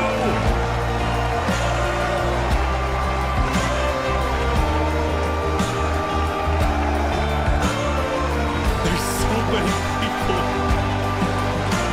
You make me all blind with your civil rights. You demand that I eternize your name. Walk Oh my god, I wish I could watch this for the first time already. I think there might be a problem. It's good. You cover us in shame and I take the blame. Living by the rules to which high school blues. Walk ahead.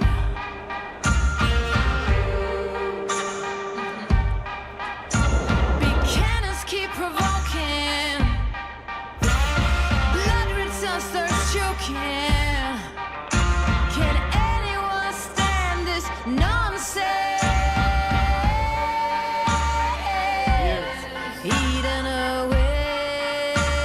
My goodness, he got aura. Oh my gosh, she got aura. To stop and obey.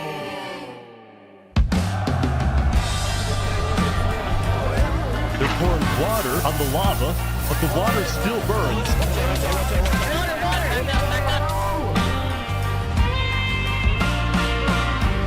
Okay, send out the covenant now, right now. Go. Oh, big fighting on the ground right now. Covenant is attacking from behind. Keep going! Skin shining. Joy's got silver lining. Holy Mary sings songs in the wet rain. Walk ahead. Shields up!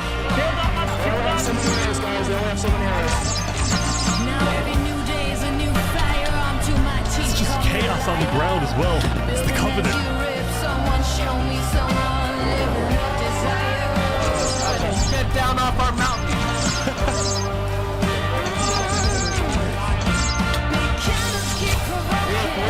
They got it. Retreat. Anyone stand this nonsense? Remy! We broke the bridge. Telling us to stop and obey. The final push, here we go. When this goes wrong, do you know what you wish for?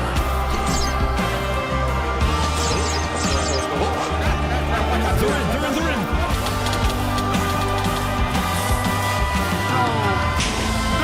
Oh my gosh! Look out for the hole! Watch out for the hole. Let's throw way up. Please don't let sense get with me. Please! Go! Go! Go! Yeah! Yeah! We found him! Here! Go!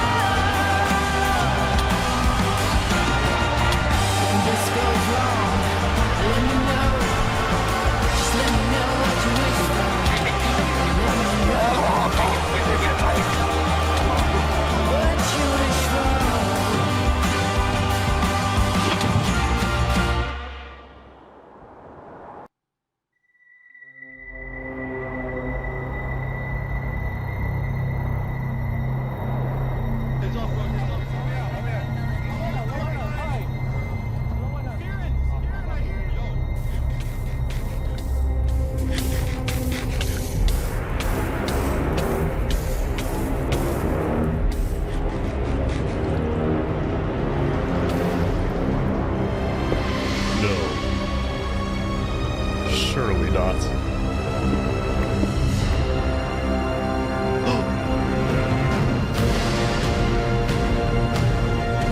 No, of course he has a total. Of course.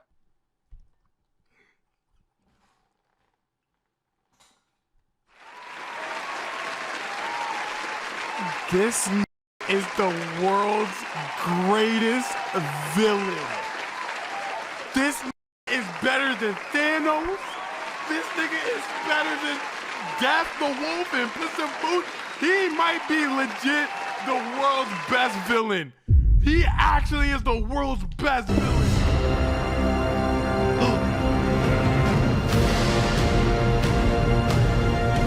No, of course he has a total. Of course. Where was he? I saw him! We're gonna kill him! Run away!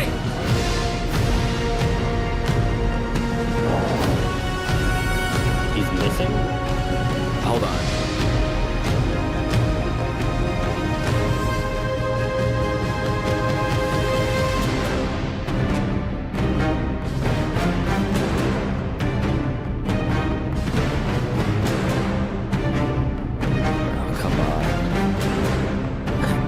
Alright guys, let's go, let's go.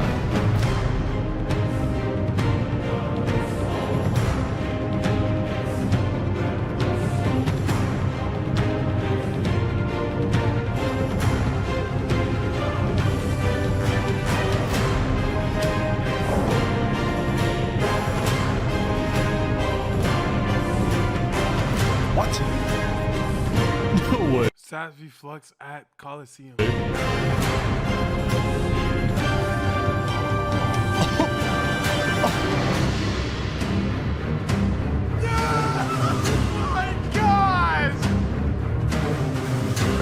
Wow, you actually showed up.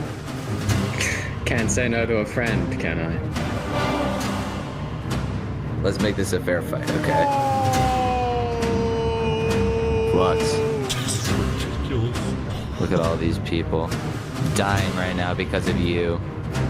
You know, Saps, none of this would have happened if you had died like you were supposed to. I'm sorry for everything you've had to go through.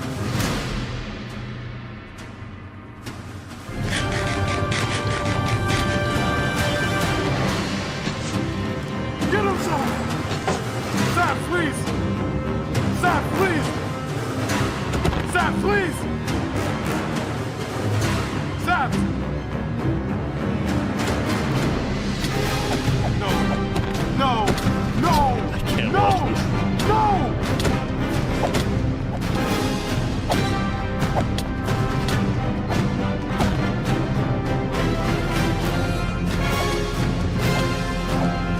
Oh, Saps is getting crushed. Saps is getting crushed. This shield's gonna give out. Come on, Saps. Come on, Saps. Come on, Saps. There you go, Saps. There you go, Saps. There you go, Saps. Oh my There you gosh. go, Saps. There you go, Saps. There you go. There you go, Saps. There you go, Saps. You're going to Saps.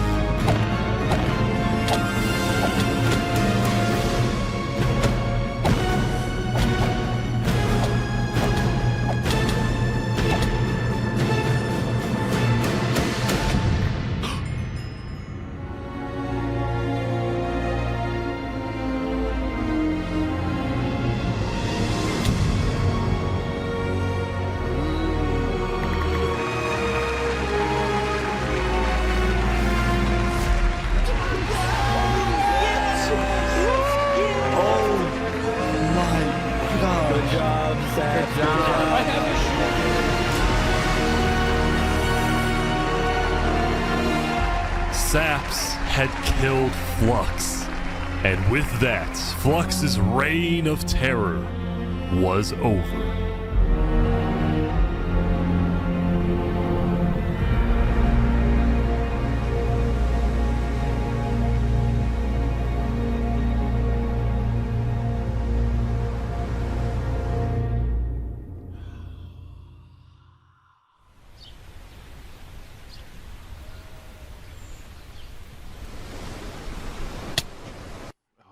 show y'all the population. 129, 191. That's crazy, bro. Today, we gather to honor the lives lost in the Battle of Infernus. Since then, I think we haven't felt the same. I know I certainly don't. The Island 2 Westhelm Alliance had defeated the Infernus forces, but winning had come at a high cost.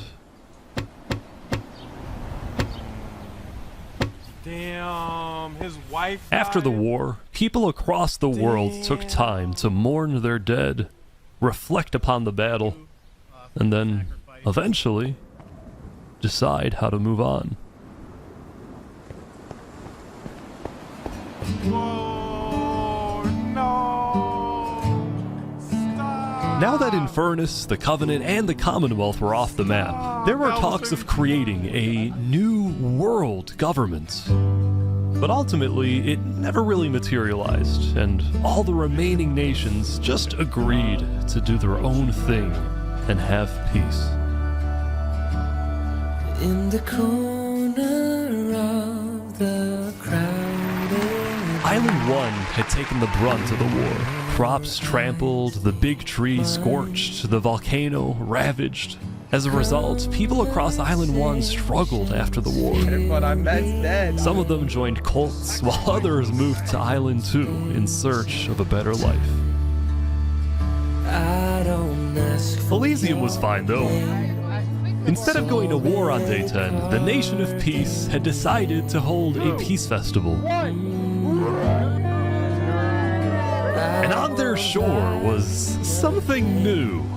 A bridge stemming all the way from Luminara.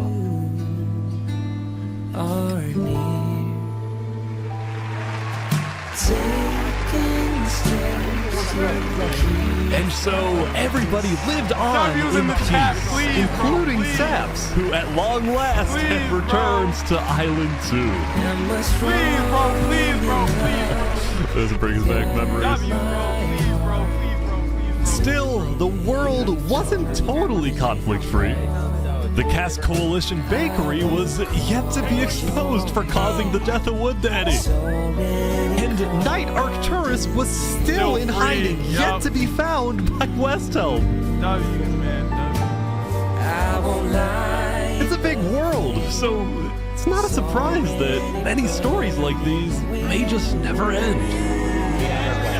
But I think there's some beauty in that. Do we all so slowly lose control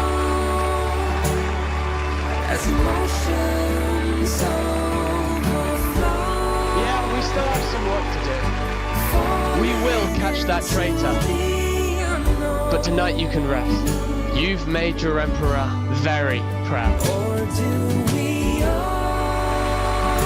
Jury, you have heard all of the evidence.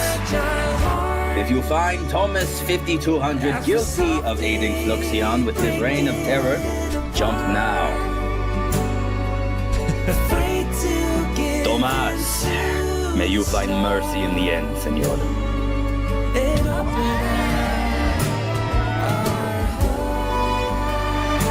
When we first met, I ran away screaming from you because I thought you were going to blow up my nation and kill all my citizens. But after we talked a little bit for like 5 minutes, I realized you could blow up my nation and kill all my citizens. But that doesn't mean you will. Barbie, do you take Oppenheimer to be your one and only candidate? I do. Oppenheimer, same thing? I do. Now, at this time, Barbie and Oppenheimer have requested that instead of rings, they will both exchange something slightly different. If you would please turn your attention to the nuclear bomb that's behind us. 3, 2, 1.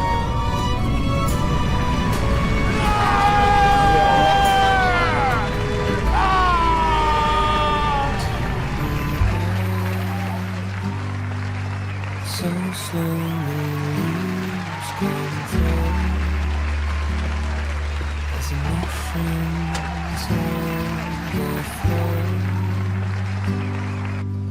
falling into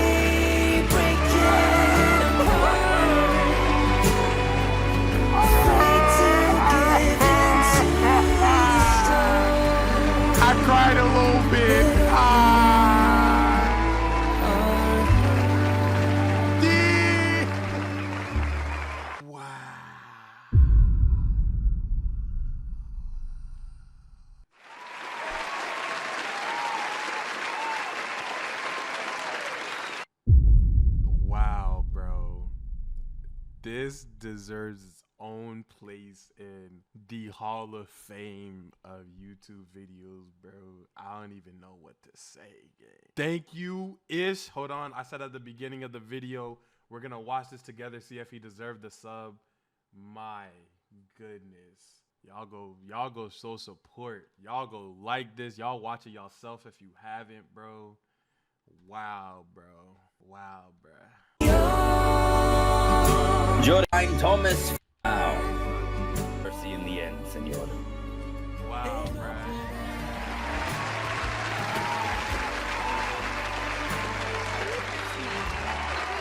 That's amazing. If you guys enjoyed, I'm happy to have shared this experience with y'all. Right? Now, change something that's behind us. 3, 2, 1. There we go. I'm happy to have shared the experience with y'all, chat.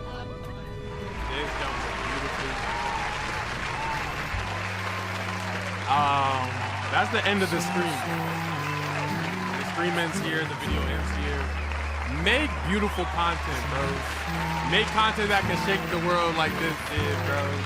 This is so out of the box, bro. Hope this inspires y'all. It inspired me. I love y'all, man. W stream. W night. I'm gonna catch y'all on the next one, man. W's in the chat. Wow.